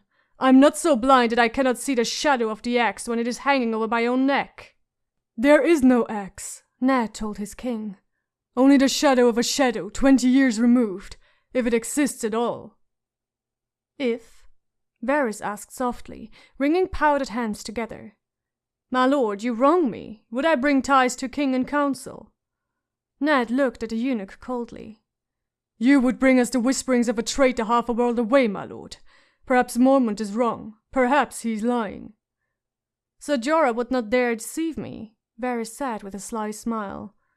"Rely on it, my lord. The princess is with child." "So you say. If you are wrong, we need not fear. If the girl miscarries, we need not fear. If she births a daughter in place of a son, we need not fear. If the baby dies in infancy, we need not fear." "But if it is a boy," Robert insisted, "if he lives, the narrow sea would still lie between us. I shall feed the Dothraki the day they teach their horses to run on water." The king took a swallow of wine and glowered at Ned across the council table.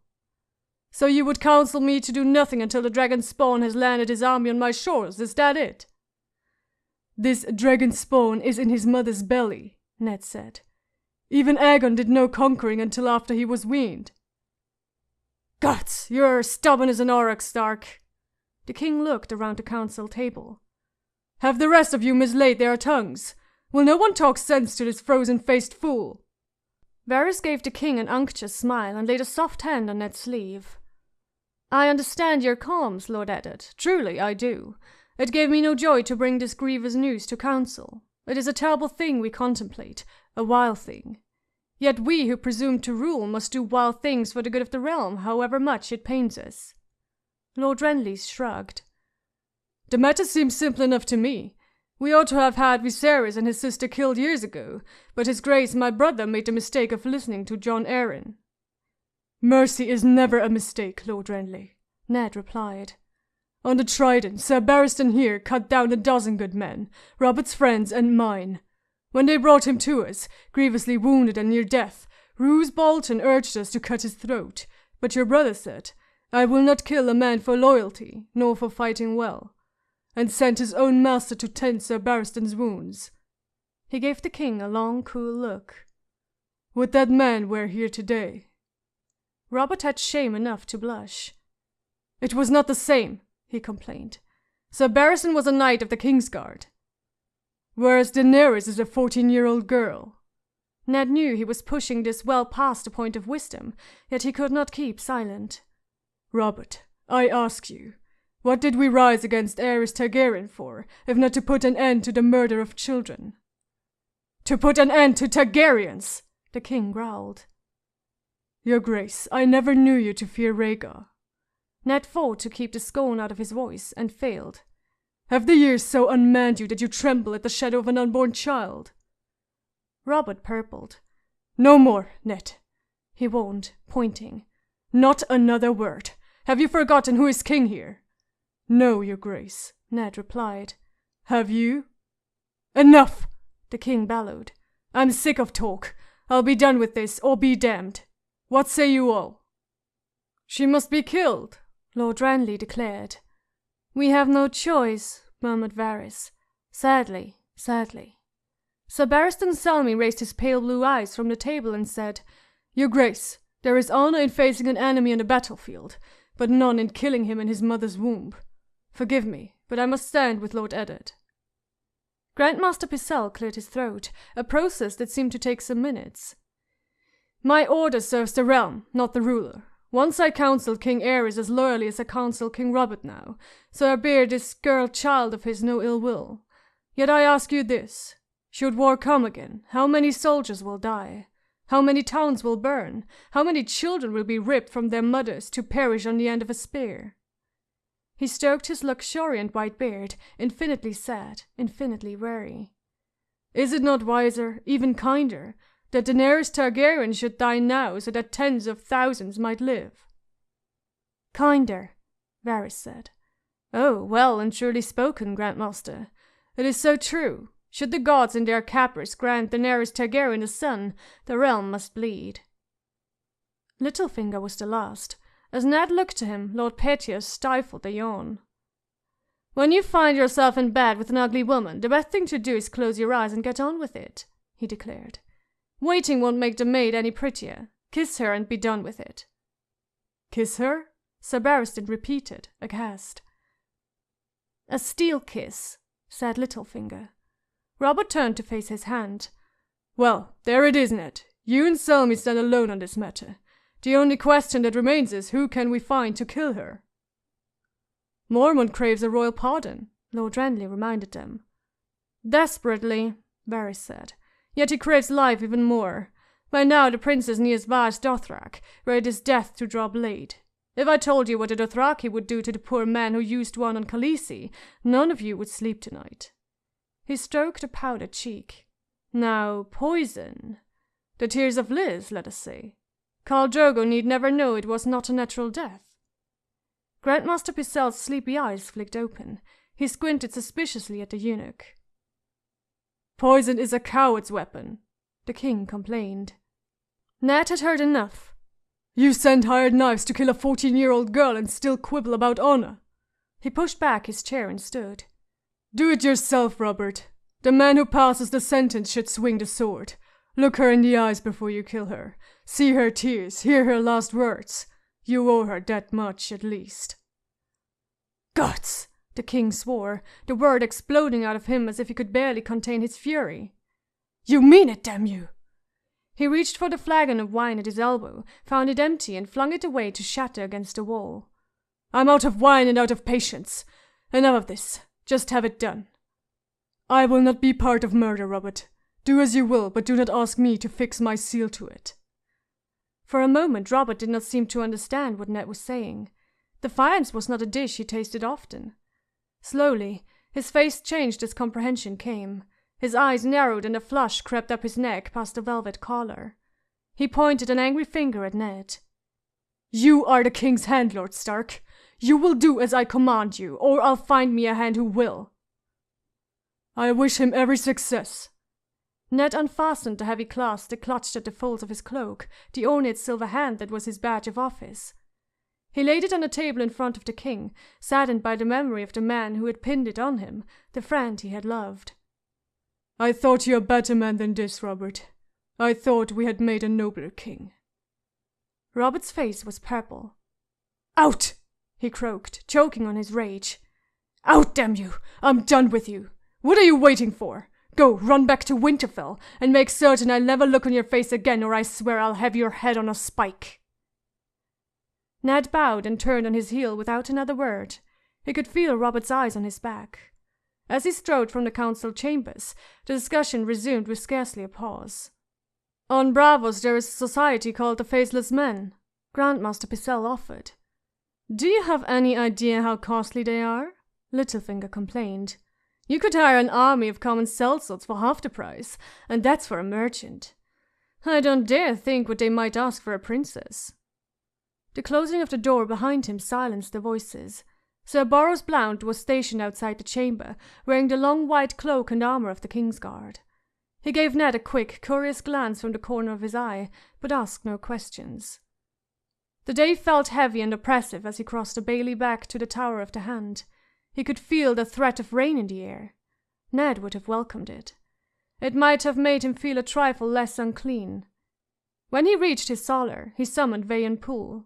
The steward came at once. You sent for me, my Lord Hand? And no longer, Ned told him. The king and I have quarrelled.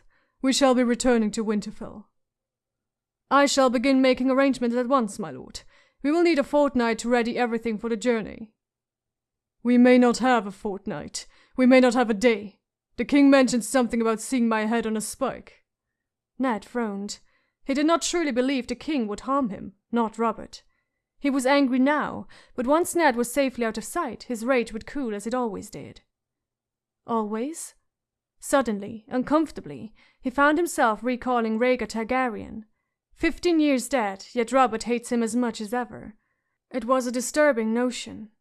And there was the other matter, the business with Catelyn and the dwarf that Yoren had warned him of last night. That would come to light soon, as sure as sunrise, and with the king in such a black fury. Robert might not care a fig for Tyrion Lannister, but it would touch on his pride, and there was no telling what the queen might do. It might be safest if I went on ahead, he told Poole. I will take my daughters and a few guardsmen. The rest of you can follow when you are ready. Inform Jory, but tell no one else, and do nothing until the girls and I have gone. The castle is full of eyes and ears, and I would rather my plans were not known. As you command, my lord. When he had gone, Eddard Stark went to the window and sat brooding. Robert had left him no choice that he could see. He ought to thank him. It would be good to return to Winterfell. He ought never have left. His sons were waiting there. Perhaps he and Catelyn would make a new son together when he returned. They were not so old yet. And of late he had often found himself dreaming of snow, of the deep quiet of the Wolfswood at night. And yet, the thought of leaving angered him as well. So much was still undone. Robert and his council of cravens and flatterers would beggar the realm if left unchecked, or, worse, sell it to the Lannisters in payment of their loans. And the truth of Jon Arryn's death still eluded him.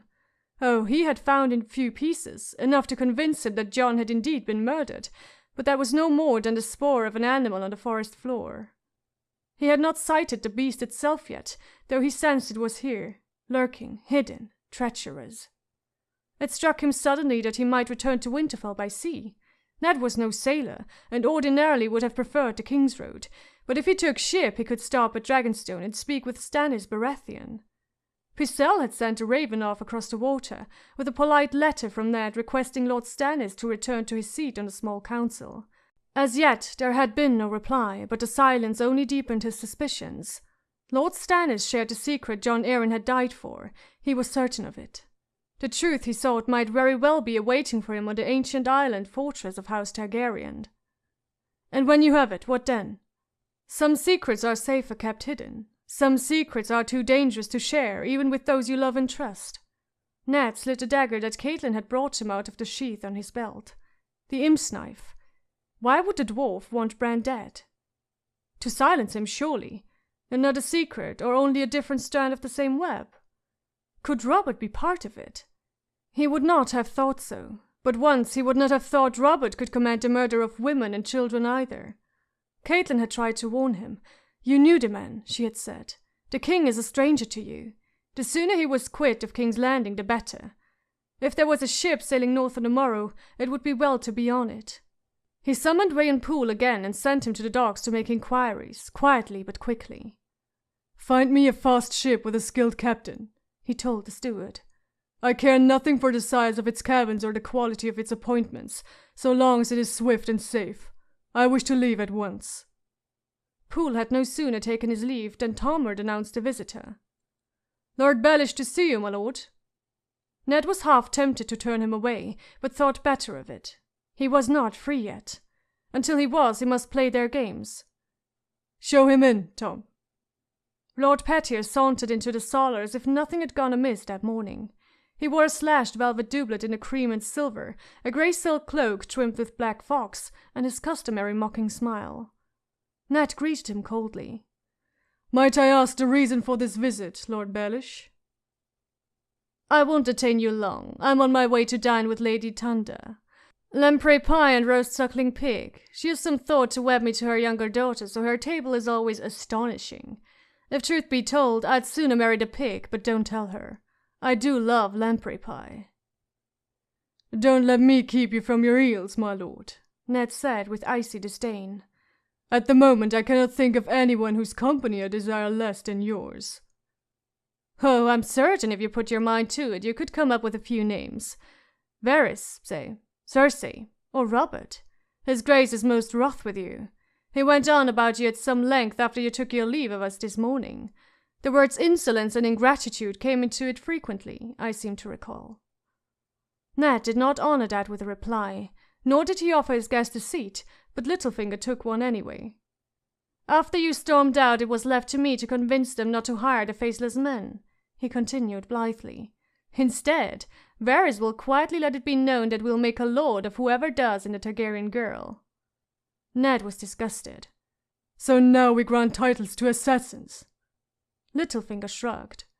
Titles are cheap, the faceless men are expensive. If truth be told, I did the Targaryen girl more good than you with all your talk of honor. Let some sellsword drunk on visions of lordship try to kill her. Likely he'll make a botch of it, and afterward the Dothraki will be on their guard. If we'd sent a faceless man after her, she'd be as good as buried. Ned frowned. You sit in a council and talk of ugly women and steal kisses, and now you expect me to believe that you try to protect a girl? How big of a fool do you take me for?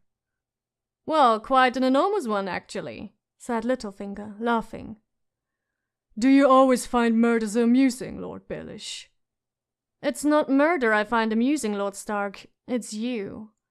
You rule like a man dancing on rotten ice. I dare say you'll make a noble splash. I believe I heard the first crack this morning. The first and last, Ned said. I've had my fill. When do you mean to return to Winterfell, my lord? As soon as I can.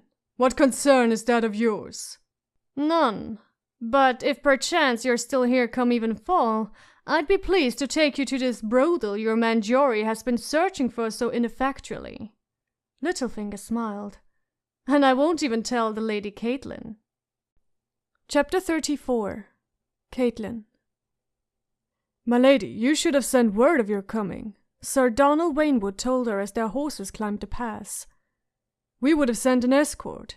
The high road is not as safe as it once was, for a party as small as yours. We learned that to our sorrow, Sir Donal, Caitlin said. Sometimes she felt as though her heart had turned to stone. 6 brave men had died to bring her this far, and she could not even find it in her to weep for them. Even their names were fading. The clansmen harried us day and night.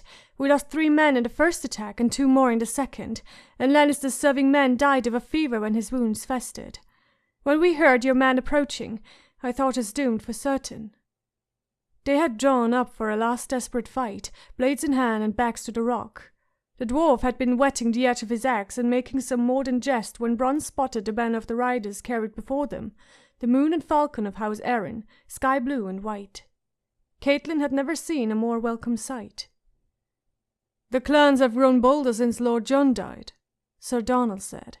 He was a stocky youth of 20 years, earnest and homely, with a wide nose and a shock of thick brown hair.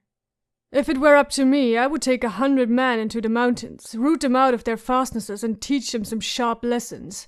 But your sister has forbidden it. She would not even permit her knights to fight in the Hand's tourney. She wants all our swords kept close to home, to defend the Vale. Against what, no one is certain. Shadows, some say." He looked at her anxiously, as if he had suddenly remembered who she was. "I hope I have not spoken out of turn, my lady. I meant no offence." "Frank talk does not offend me, Sir Donald." Caitlin knew what her sister feared. Not shadows, Lannisters, she thought to herself, glancing back to where the dwarf rode beside Bronn. The two of them had grown thick as thieves since Chiggin had died. The little man was more cunning than she liked. When they had entered the mountains, he had been her captive, bound and helpless. What was he now? Her captive still, yet he rode along with a dirk through his belt and an axe strapped to his saddle, wearing the shadow-skin cloak he'd worn dicing with the Singer, and the chainmail hauberk he'd taken off Chiggin's corpse. 200 men flanked the dwarf, and the rest of her ragged band, knights and men-at-arms in service to her sister Lisa and Jon Arryn's young son, and yet Tyrion betrayed no hint of fear. Could I be wrong? Caitlin wondered, not for the first time. Could he be innocent after all, of Bran and Jon Arryn and all the rest? And if he was, what did that make her? 6 men had died to bring him here. Resolute, she pushed her doubts away. "When we reach your keep, I would take it kindly if you could send for Master Coleman at once. Sir Roderick is feverish from his wounds." More than once she had feared the gallant old knight would not survive the journey. Toward the end he could scarcely sit his horse, and Bronn had urged her to leave him to his fate, but Caitlin would not hear of it. They had tied him in the saddle instead, and she had commanded Marillion the Singer to watch over him. Sir Donald hesitated before he answered. "The Lady Lisa has commanded the master to remain at the Eyrie at all times, to care for Lord Robert," he said. "We have a Septon at the gate who tends to our wounded. He can see to your men's hurts." Caitlin had more faith in a master's learning than a Septon's prayers. She was about to say as much when she saw the battlements ahead, long parapets built into the very stone of the mountains on either side of them. Where the pass shrank to a narrow defile scarce wide enough for 4 men to ride abreast, twin watch-towers clung to the rocky slopes, joined by a covered bridge of weathered grey stone that arched above the road. Silent faces watched from arrow slits in tower, battlements, and bridge. When they had climbed almost to the top, a knight rode out to meet them. His horse and his armor were grey, but his cloak was the rippling blue and red of Riverrun, and a shiny black fish, wrought in gold and obsidian, pinned its folds against his shoulder. "Who would pass the bloody gate?" he called. "Sir Donald Waynwood, with Lady Caitlin Stark and her companions," the young knight answered. The knight of the gate lifted his visor. "I thought that lady looked familiar. You're far from home, little cat." "And you, uncle," she said, smiling despite all she had been through. Hearing that hoarse, smoky voice again took her back 20 years, to the days of her childhood. "My home is at my back," he said gruffly. "Your home is in my heart," Caitlin told him. "Take off your helm. I would look on your face again." "The years have not improved it, I fear," Brynden Tully said, but when he lifted off the helm, Caitlin saw that he lied. His features were lined and weathered, and time had stolen the auburn from his hair and left him only grey, but the smile was the same, and the bushy eyebrows fat as caterpillars, and the laughter in his deep blue eyes. "Did Lisa know you were coming?" "There was no time to send word ahead," Caitlin told him. The others were coming up behind her. "I fear we ride before the storm, uncle." "May we enter the Vale?" Sir Donell asked. The Waynwoods were ever once for ceremony. "In the name of Robert Arryn, Lord of the Eyrie, Defender of the Vale, true Warden of the East, I bid you enter freely and charge you to keep his peace," Sir Brynden replied. "Come." And so she rode behind him, beneath the shadow of the bloody gate where a dozen armies had dashed themselves to pieces in the Age of Heroes. On the far side of the stone works, the mountains opened up suddenly upon a vista of green fields, blue sky, and snow-capped mountains that took her breath away. The Vale of Arryn bathed in the morning light. It stretched before them to the misty cast, a tranquil land of rich black soil, wide slow-moving rivers, and hundreds of small lakes that shone like mirrors in the sun, protected on all sides by its sheltering peaks. Wheat and corn and barley grew high in its fields, and even in Highgarden the pumpkins were no larger nor the fruit any sweeter than here. They stood at the western end of the valley, where the high road crested the last pass and began its winding descent to the bottomlands 2 miles below. The Vale was narrow here, no more than a half-day's ride across, and the northern mountains seemed so close that Caitlin could almost reach out and touch them. Looming over them all was the jagged peak called the Giant's Lance, a mountain that even mountains looked up to, its head lost in icy mists 3.5 miles above the valley floor. Over its massive western shoulder flowed the ghost torrent of Alyssa's tears. Even from this distance, Caitlin could make out the shining silver thread, bright against the dark stone. When her uncle saw that she had stopped, he moved his horse closer and pointed. "It's there, beside Alyssa's tears. All you can see from here is a flash of white every now and then, if you look hard and the sun hits the walls just right." 7 towers, Ned had told her, like white daggers thrust into the belly of the sky, so high you can stand on the parapets and look down on the clouds.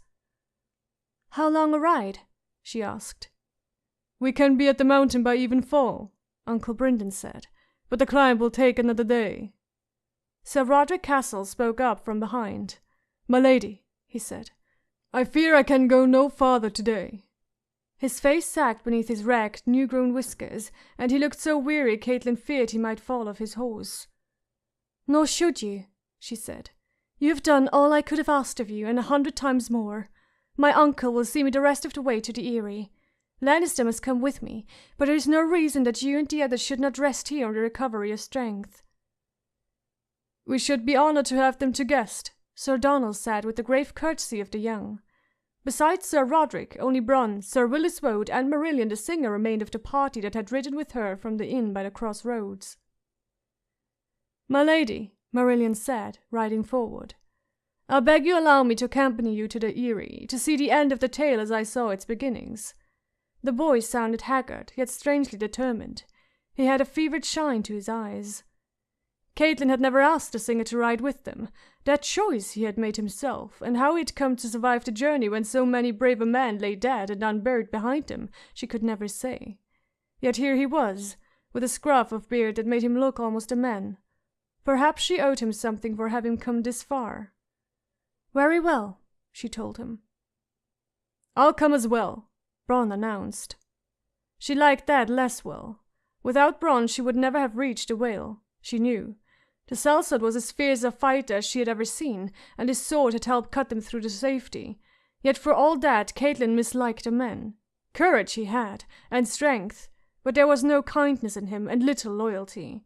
And she had seen him riding beside Lannister far too often, talking in low voices and laughing at some private joke. She would have preferred to separate him from the dwarf here and now, but having agreed that Marillion might continue to the Eyrie, she could see no gracious way to deny that same right to Bronn. "As you wish," she said, although she noted that he had not actually asked her permission. Sir Willis Wode remained with Sir Roderick, a soft-spoken septon fussing over their wounds. Their horses were left behind as well, poor wrecked things. Sir Donald promised to send birds ahead to the Eyrie and the Gates of the Moon with the word of their coming. Fresh mounts were brought forth from the stables, sure-footed mountain stock with shaggy coats, and within the hour they set forth once again. Caitlin rode beside her uncle as they began the descent to the valley floor. Behind came Bronn, Tyrion Lannister, Marillion, and 6 of Brynden's men. Not until they were a third of the way down the mountain path, well out of earshot of the others, did Brynden Tully turn to her and say, "So, child, tell me about this storm of yours." "I have not been a child in many years, uncle," Caitlin said, but she told him nonetheless. It took longer than she would have believed to tell it all, Lysa's letter and Bran's fall, the assassin's dagger and Littlefinger, and her chance meeting with Tyrion Lannister in the Crossroads Inn. Her uncle listened silently, heavy brows shadowing his eyes as his frown grew deeper. Brynden Tully had always known how to listen, to anyone but her father.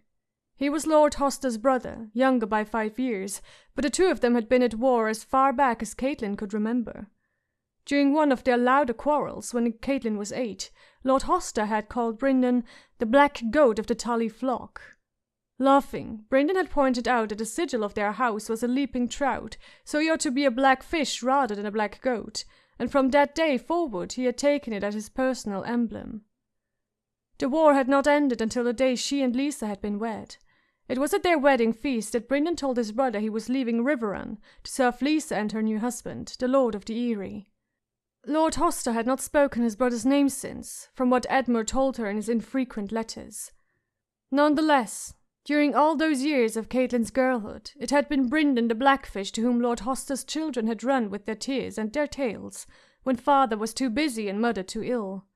Caitlin, Lisa, Edmure, and yes, even Petyr Baelish, their father's ward. He had listened to them all patiently, as he listened now, laughing at their triumphs and sympathizing with their childish misfortunes. When she was done, her uncle remained silent for a long time as his horse negotiated the steep, rocky trail. "Your father must be told," he said at last. "If the Lannisters should march, Winterfell is remote and the Vale walled up behind its mountains, but Riverrun lies right in their path." "I'd had the same fear," Caitlin admitted. "I shall ask Master Coleman to send a bird when we reach the Eyrie." She had other messages to send as well, the commands that Ned had given her for his bannermen to ready the defences of the north. "What is the mood in the Vale?" she asked. "Angry," Brynden Tully admitted. "Lord John was much loved, and the insult was keenly felt when the king named Jaime Lannister to an office that Aerys had held for near 300 years. Lisa has commanded us to call her son the true Warden of the East, but no one is fooled. Nor is your sister alone in wondering at the manner of the hand's death. None dare say John was murdered, not openly, but suspicion casts a long shadow." He gave Caitlin a look, his mouth tight. "And there is the boy." "The boy? What of him?" She ducked her head as they passed on a low overhang of rock and around a sharp turn. Her uncle's voice was troubled. "Lord Robert," he sighed.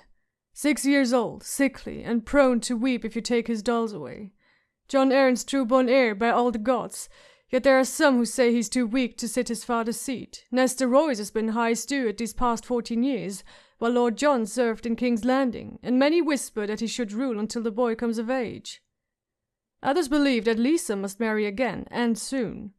Already the suitors gather like crows on a battlefield. The Eyrie is full of them." "I might have expected that," Caitlin said. "Small wonder there. Lisa was still young, and the Kingdom of Mountain and Vale made a handsome wedding gift." "Will Lisa take another husband?" "She says yes, provided she finds a man who suits her," Brynden Tully said.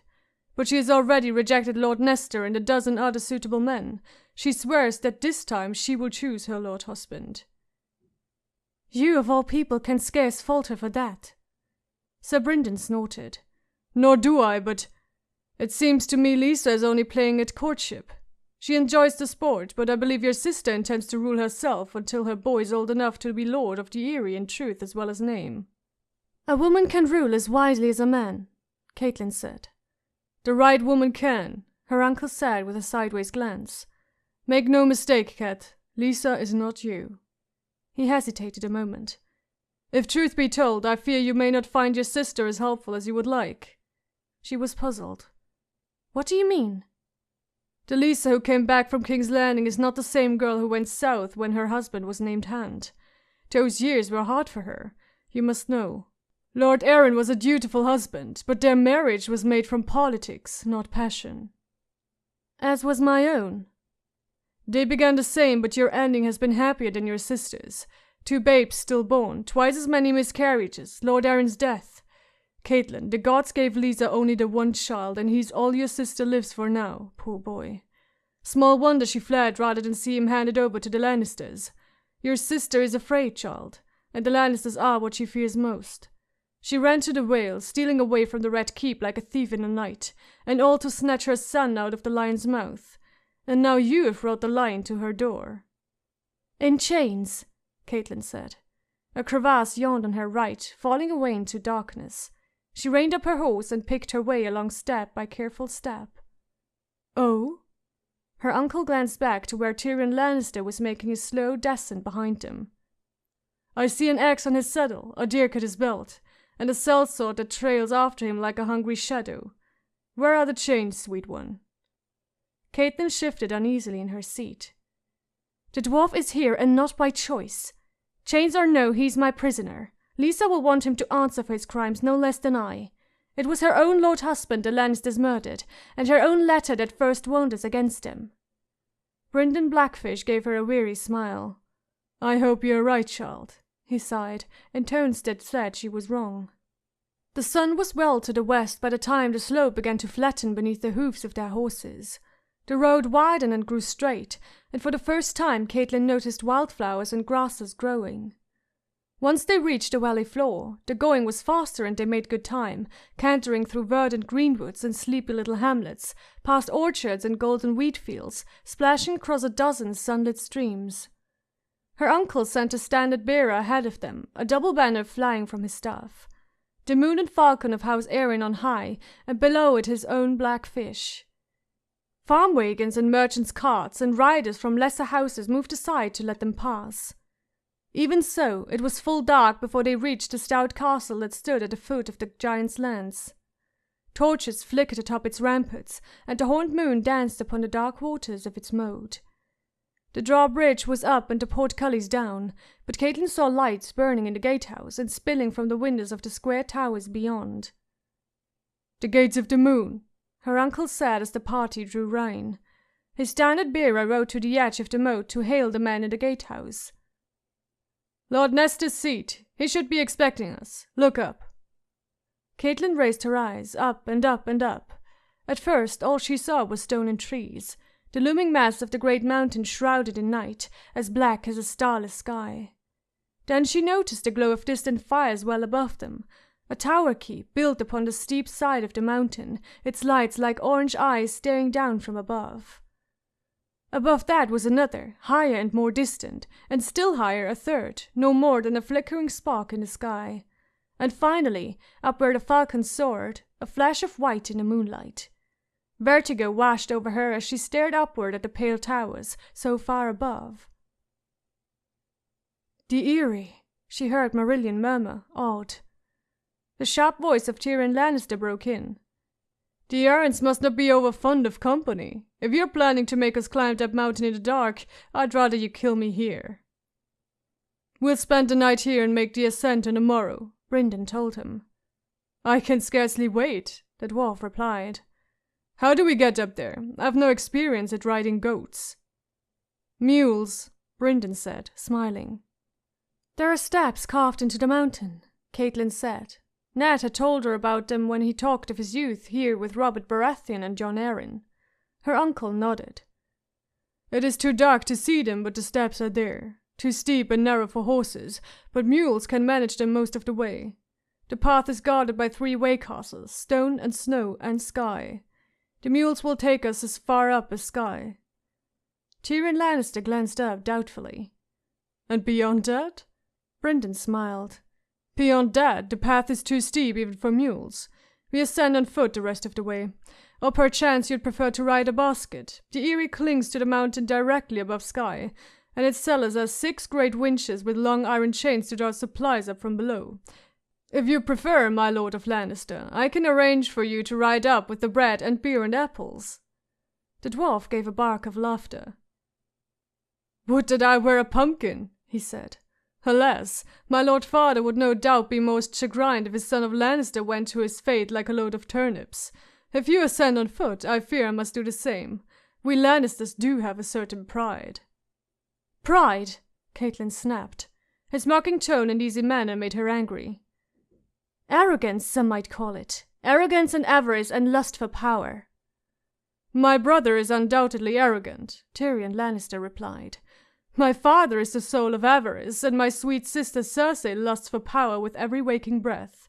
I, however, am innocent as a little lamb. Shall I bleed for you?" He grinned. The drawbridge came creaking down before she could reply, and they heard the sound of oiled chains as the portcullis was drawn up.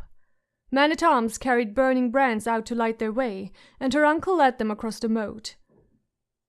Lord Nestor Royce, High Steward of the Whale and Keeper of the Gates of the Moon, was waiting in the yard to greet them, surrounded by his knights. "Lady Stark," he said, bowing. He was a massive, barrel-chested man, and his bow was clumsy. Caitlin dismounted to stand before him. "Lord Nestor," she said. She knew the man only by reputation, Bronze John's cousin from a lesser branch of House Royce, yet still a formidable lord in his own right.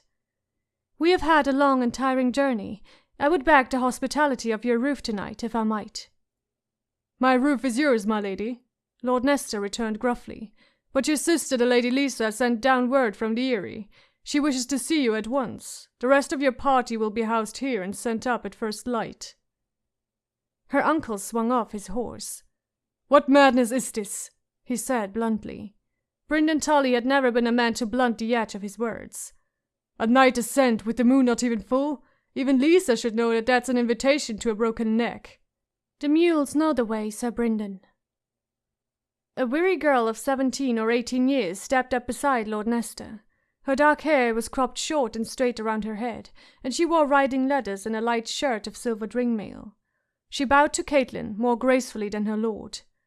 "I promise you, my lady, no harm will come to you. It would be my honor to take you up.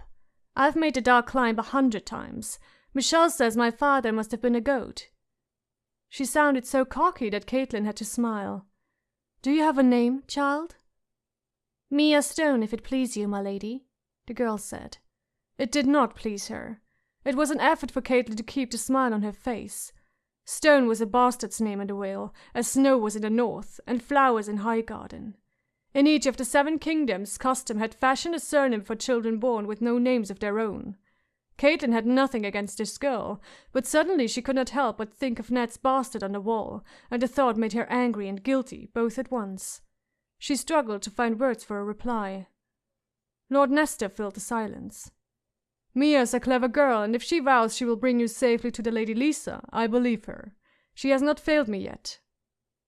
"Then I put myself in your hands, Mia Stone," Caitlin said.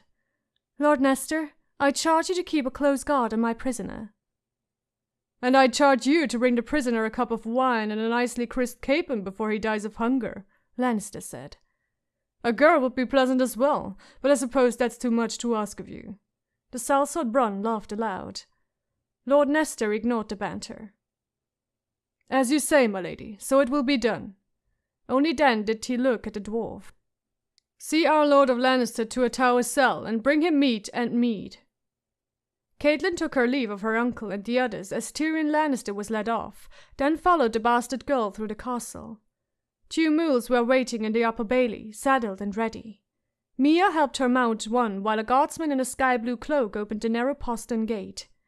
Beyond was dense forest of pine and spruce, and the mountain like a black wall, but the steps were there, chiseled deep into the rock, ascending into the sky. "Some people find it easier if they close their eyes," Mia said as she led the mules through the gate into the dark wood. "When they get frightened or dizzy, sometimes they hold on to the mule too tight. They don't like that." "I was born a Tully and wed to a Stark," Caitlin said. "I do not frighten easily. Do you plan to light a torch?" The steps were black as pitch. The girl made a face. "Torches just blind you. On a clear night like this, the moon and the stars are enough. Michael says I have the eyes of the owl." She mounted and urged her mule up the first step. Caitlin's animal followed of its own accord. "You mentioned Michael before," Caitlin said. The mule set the pace, slow but steady. She was perfectly content with that. "Michael's my love," Mia explained. "Michael Redford.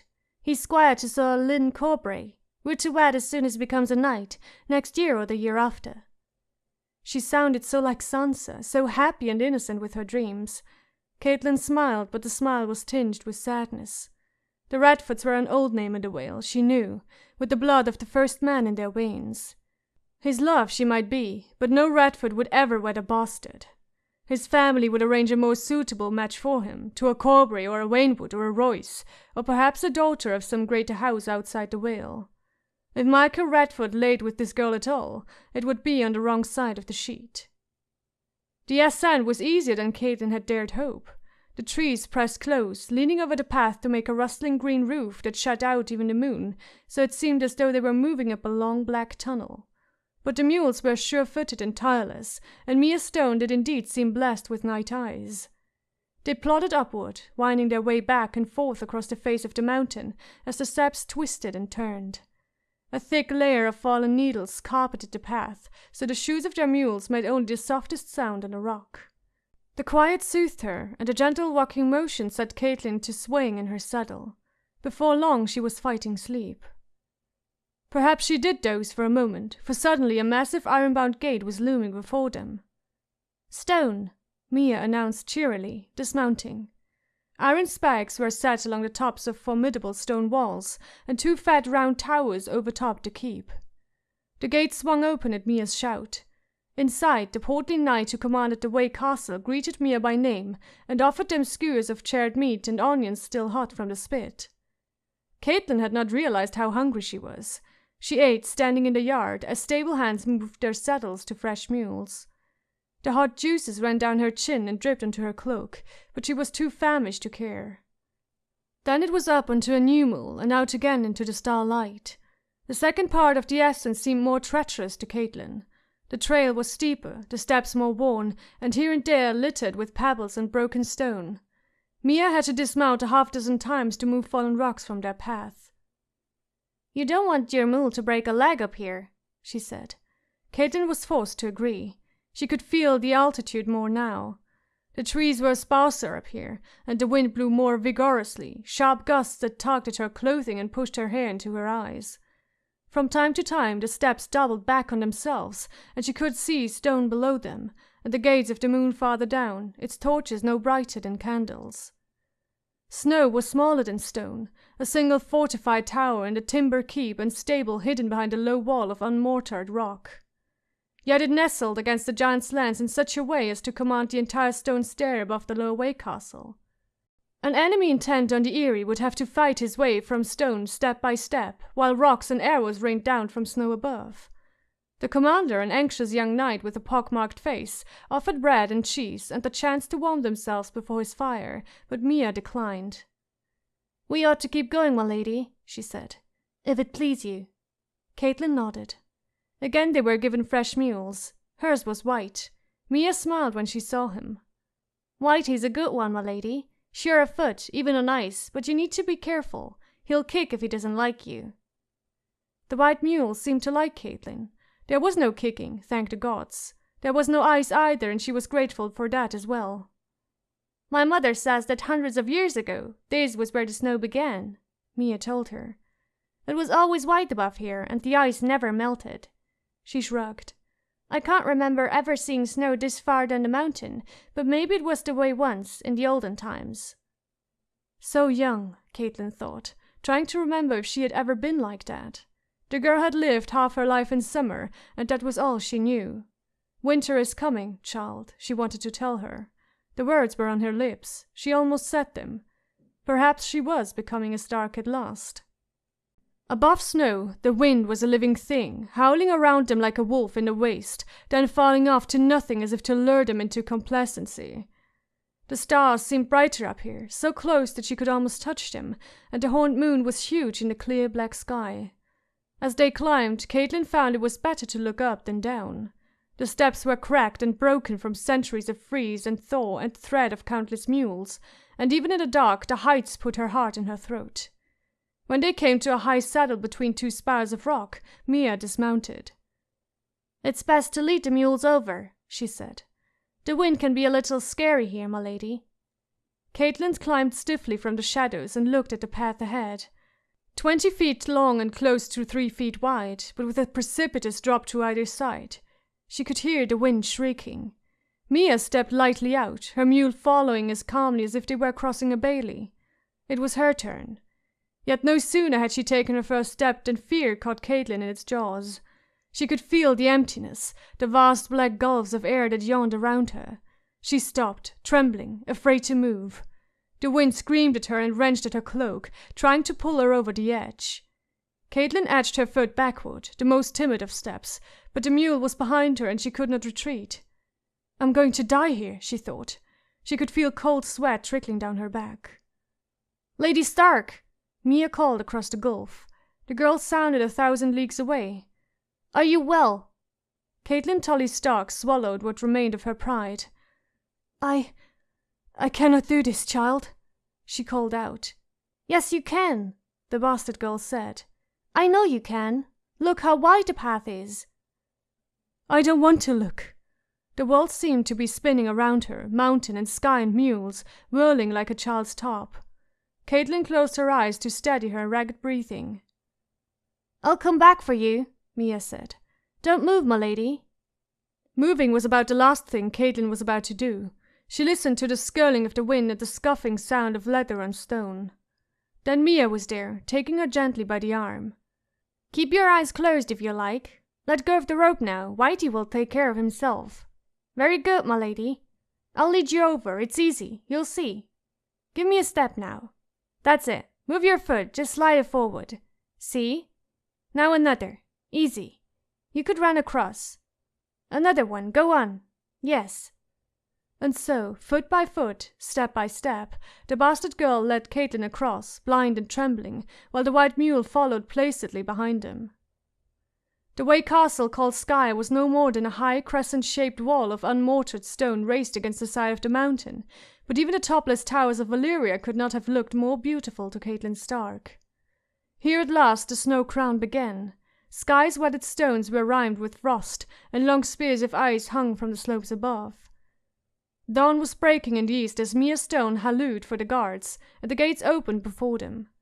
Inside the walls there was only a series of ramps and a great tumble of boulders and stones of all sizes. No doubt it would be the easiest thing in the world to begin an avalanche from here. A mouth yawned in the rock face in front of them. "The stables and barracks are in there," Mia said. "The last part is inside the mountain. It can be a little dark, but at least you're out of the wind. This is as far as the mules can go. Past here, well, it's a sort of chimney, more like a stone ladder than proper steps, but it's not too bad. Another hour and we'll be there." Caitlin looked up. Directly overhead, pale in the dawn light, she could see the foundations of the Eyrie. It could not be more than 600 feet above them. From below it looked like a small white honeycomb. She remembered what her uncle had said of baskets and winches. "The Lannisters may have their pride," she told Mia, "but the Tullys are born with better sense. I've ridden all day and the best part of a night. Tell them to lower a basket. I shall ride with the turnips." The sun was well above the mountains by the time Caitlin Stark finally reached the Eyrie. A stocky, silver-haired man in a sky-blue cloak and hammered moon and falcon breastplate helped her from the basket. Sir Vardis Egan, captain of John Arryn's household guard. Beside him stood Master Coleman, thin and nervous, with too little hair and too much neck. "Lady Stark," Sir Vardis said, "the pleasure is as great as it is unanticipated." Master Coleman bobbed his head in agreement. "Indeed it is, my lady, indeed it is. I've sent word to your sister. She left orders to be awakened the instant you arrived." "I hope she had a good night's rest," Caitlin said with a certain bite in her tone that seemed to go unnoticed. The man escorted her from the winged room up a spiral stair. The Eyrie was a small castle by the standards of the great houses. 7 slender white towers bunched as tightly as arrows in a quiver on a shoulder of the great mountain. It had no need of stables, nor smithies, nor kennels, but Ned said its granary was as large as Winterfell's, and its towers could house 500 men. Yet it seemed strangely deserted to Caitlin as she passed through it, its pale stone halls echoing and empty. Lisa was waiting alone in her sala, still clad in her bed robes. Her long auburn hair tumbled unbound across bare white shoulders and down her back. A maid stood behind her, brushing out the night's tangles, but when Caitlin entered, her sister rose to her feet, smiling. "Cat," she said. "Oh, Cat, how good it is to see you, my sweet sister." She ran across the chamber and wrapped her sister in her arms. "How long it has been," Lisa murmured against her. "Oh, how very, very long." It had been 5 years, in truth, 5 cruel years for Lisa. They had taken their toll. Her sister was 2 years the younger, yet she looked older now. Shorter than Caitlin, Lisa had grown thick of body, pale and puffy of face. She had the blue eyes of the Tullys, but hers were pale and watery, never still. Her small mouth had turned petulant. As Caitlin held her, she remembered the slender, high-breasted girl who'd waited beside her that day in the Sept at Riverrun. How lovely and full of hope she had been. All that remained of her sister's beauty was the great fall of thick auburn hair that cascaded to her waist. "You look well," Caitlin lied, "but tired." Her sister broke the embrace. "Tired, yes. Oh, yes." She seemed to notice the others then, her maid, Master Coleman, Sir Vardis. "Leave us," she told them. "I wish to speak to my sister alone." She held Caitlin's hand as they withdrew, and dropped it the instant the door closed. Caitlin saw her face change. It was as if the sun had gone behind a cloud. "Have you taken leave of your senses?" Lisa snapped at her. "To bring him here without a word of permission, without so much as a warning, to drag us into your quarrels with the Lannisters." My quarrels? Caitlin could scarce believe what she was hearing. A great fire burned in her heart, but there was no trace of warmth in Lisa's voice. "They were your quarrels first, sister. It was you who sent me that cursed letter. You who wrote that the Lannisters had murdered your husband. To warn you so you could stay away from them. I never meant to fight them. God's cat, do you know what you've done?" "Mother?" a small voice said. Lisa whirled, her heavy robe swirling around her. Robert Arryn, Lord of the Eyrie, stood in the doorway, clutching a red cloth doll and looking at them with large eyes. He was a painfully thin child, small for his age and sickly all his days, and from time to time he trembled. The shaking sickness, the master called it. "I heard voices." Small wonder, Caitlin thought. Lisa had almost been shouting. Still, her sister looked daggers at her. "This is your Aunt Caitlin, baby. My sister, Lady Stark. Do you remember?" The boy glanced at her blankly. "I think so," he said, blinking, though he had been less than a year old the last time Caitlin had seen him. Lisa seated herself near the fire and said, "Come to mother, my sweet one." She straightened his bedclothes and fussed with his fine brown hair. "Isn't he beautiful? And strong too. Don't you believe the things you hear? John knew. The seed is strong, he told me. His last words. He kept saying Robert's name, and he grabbed my arm so hard he left marks. Tell them the seed is strong. His seed. He wanted everyone to know what a good strong boy my baby was going to be." "Lisa," Caitlin said, "if you are right about the Lannisters, all the more reason we must act quickly. Not in front of the baby," Lisa said. "He has a delicate temper, don't you, sweet one?" "The boy is Lord of the Eyrie and Defender of the Vale," Caitlin reminded her. "And these are no times for delicacy. Ned thinks it may come to war." "Quiet!" Lisa snapped at her. "You're scaring the boy." Little Robert took a quick peek over his shoulder at Caitlin and began to tremble. His doll fell to the rushes, and he pressed himself against his mother. "Don't be afraid, my sweet baby," Lisa whispered. "Mother's here. Nothing will hurt you." She opened her robe and drew out a pale, heavy breast tipped with red. The boy grabbed for it eagerly, buried his face against her chest and began to suck. Lisa stroked his hair. Caitlin was at loss for words. John Arryn's son, she thought incredulously. She remembered her own baby, 3-year-old Rickon, half the age of this boy and 5 times as fierce. Small wonder the Lords of the Vale were restive. For the first time she understood why the king had tried to take the child away from its mother to foster with the Lannisters. "We're safe here," Lisa was saying. Whether to her or the boy, Caitlin was not sure. "Don't be a fool," Caitlin said, the anger rising in her. "No one is safe. If you think hiding here will make the Lannisters forget you, you're sadly mistaken." Lisa covered her boy's ear with her hand. "Even if they could bring an army through the mountains and past the Bloody Gate, the Eyrie is impregnable. You saw for yourself. No enemy could ever reach us up here." Caitlin wanted to slap her. Uncle Brynden had tried to warn her, she realized. "No castle is impregnable." "This one is," Lisa insisted. "Everyone says so. The only thing is, what am I to do with this imp you have brought me?" "Is he a Batman?"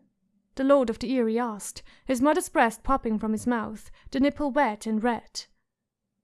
"A very bad man," Lisa told him as she covered herself. "But mother won't let him harm my little baby." "Make him fly," Robert said eagerly. Lisa stroked her son's hair. "Perhaps we will," she murmured. "Perhaps that is just what we will do." Chapter 35. Eddard. He found Littlefinger in the brothers' common room, chatting amiably with a tall, elegant woman who wore a feathered gown over skin as black as ink. By the hearth, Hewitt and the buxom wench were playing at forfeits. From the look of it, he'd lost his belt, his cloak, his mail shirt, and his right boot so far, while the girl had been forced to unbutton her shift to the waist. Jory Castle stood beside a rain-streaked window with a wry smile on his face, watching Hewitt turn over tiles and enjoying the view. Ned paused at the foot of the stair and pulled on his gloves. "It's time we took our leave. My business here is done."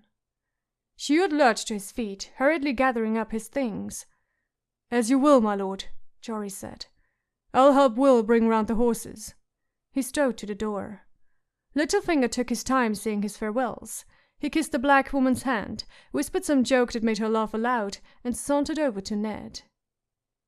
"Your business," he said lightly, "or Robert's. They say the hand dreams the king's dreams, speaks with the king's voice, and drools with the king's sword. Does that also mean you fuck with the king's—" "Lord Baelish," Ned interrupted. "You presume too much. I'm not ungrateful for your help. It might have taken us years to find this brother without you. That does not mean I intend to endure your mockery, and I am no longer the king's hand." "The dire wolf must be a prickly beast," said Littlefinger with a sharp twist of his mouth. A warm rain was pelting down from a starless black sky as they walked to the stables. Ned drew up the hood of his cloak. Jory brought out his horse. Young Will came right behind him, leading Littlefinger's mare with one hand, while the other fumbled with his belt and the lacings of his trousers. A barefoot whore leaned out of the stable door, giggling at him. "Will we be going back to the castle now, my lord?" Jory asked. Ned nodded and swung into the saddle. Littlefinger mounted up beside him. Jory and the others followed. "Chataya runs a choice establishment," Littlefinger said as they rode. "I've half a mind to buy it. Brothels are a much sounder investment than ships, I've found. Whores seldom sink, and when they are boarded by pirates, why, the pirates pay good coin like everyone else." Lord Pettier chuckled at his own wit. Ned let him prattle on. After a time he quieted and they rode in silence. The streets of King's Landing were dark and deserted. The rain had driven everyone under their roofs. It beat down on Ned's head, warm as blood and relentless as old gilts. Fat drops of water ran down his face. Robert will never keep to one bed. Lyanna had told them at Winterfell, on the night long ago when their father had promised her hand to the young Lord of Storm's End.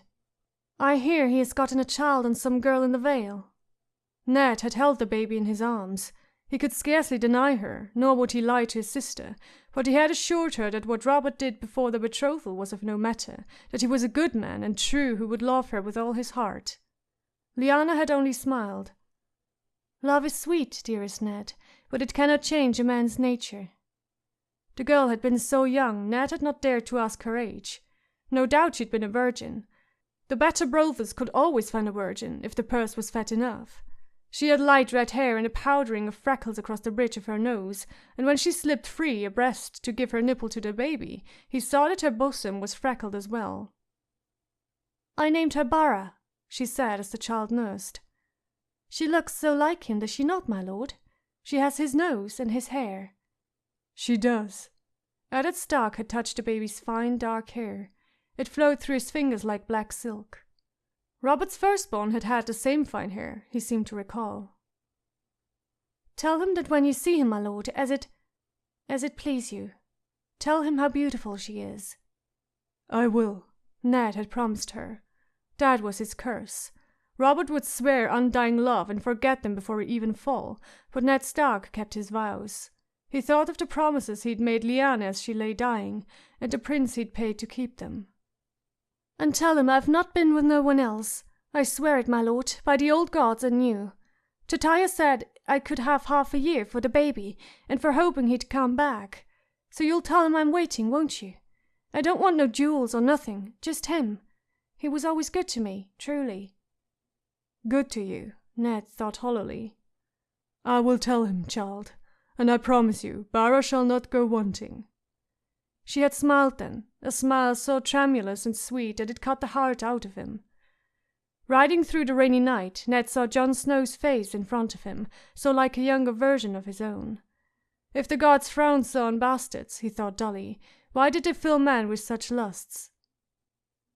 Lord Baelish, what do you know of Robert's bastards? Well, he has more than you, for a start. How many? Littlefinger shrugged. Rivulets of moisture twisted down the back of his cloak. Does it matter? If you bad enough woman, some will give you presents, and his grace has never been shy on that count. I know he's acknowledged that boy at Storm's End, the one he fathered the night Lord Stannis wed.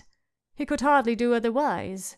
The mother was a Florent, niece to the Lady Celis, one of her bedmaids. Randy says that Robert carried the girl upstairs during the feast, and broke in the wedding bed while Stannis and his bride were still dancing. Lord Stannis seemed to think that was a blot on the honor of his wife's house, so when the boy was born, he shipped him off to Renly. He gave Ned a sideways glance. I've also heard whispers that Robert got a pair of twins on a serving wench at Casterly Rock 3 years ago when he went west for Lord Tywin's tourney. Cersei had the babies killed and sold the mother to a passing slaver. Too much an affront to Lannister pride, that close to home. Ned Stark grimaced. Ugly tales like that were told of every great lord in the realm. He could believe it of Cersei Lannister readily enough, but would the king stand by and let it happen? The Robert he had known would not have, but the Robert he had known had never been so practiced at shutting his eyes to things he did not wish to see. Why would Jon Arryn take a sudden interest in the king's baseborn children? The short man gave a sudden shrug. He was the king's hand. Doubtless Robert asked him to see what they were provided for. Ned was soaked through to the bone, and his soul had grown cold. It had to be more than that, or why kill him? Littlefinger shook the rain from his hair and laughed. Now I see. Lord Arryn learned that his grace had filled the bellies of some horse and fishwives, and for that he had to be silenced. Small wonder. Allow a man like that to live, and next he's like to blurt out that the sun rises in the east. There was no answer Ned Stark could give to that but a frown. For the first time in years, he found himself remembering Rhaegar Targaryen. He wondered if Rhaegar had frequented brothels. Somehow he thought not. The rain was falling harder now, stinging the eyes and drumming against the ground. Rivers of black water were running down the hill when Jory called out, "My lord!" his voice hoarse with alarm, and in an instant the street was full of soldiers. Ned glimpsed ringmail over ladders, gauntlets and greaves, steel helms with golden lions on the crests. Their cloaks clung to their backs, sodden with rain.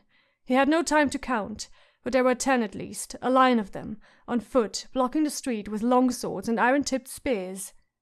"Behind!" he heard Will cry, and when he turned his horse, there were more in back of them, cutting off their retreat.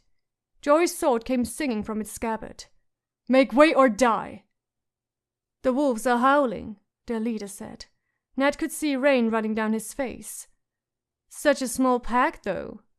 Littlefinger walked his horse forward, step by careful step. "What is the meaning of this? This is the hand of the king." He was the hand of the king. The mud muffled the hoofs of the blood-bay stallion. The line parted before him. On a golden breastplate, the Lion of Lannister roared its defiance. Now, if truth be told, I'm not sure what he is. "Lannister, this is madness," Littlefinger said. "Let us pass. We're expected back at the castle. What do you think you're doing?" "He knows what he's doing," Ned said calmly. Jaime Lannister smiled. "Quite true. I'm looking for my brother. You remember my brother, don't you, Lord Stark? He was with us at Winterfell. Fair-haired, mismatched eyes, sharp of tongue. A short man." "I remember him well," Ned replied.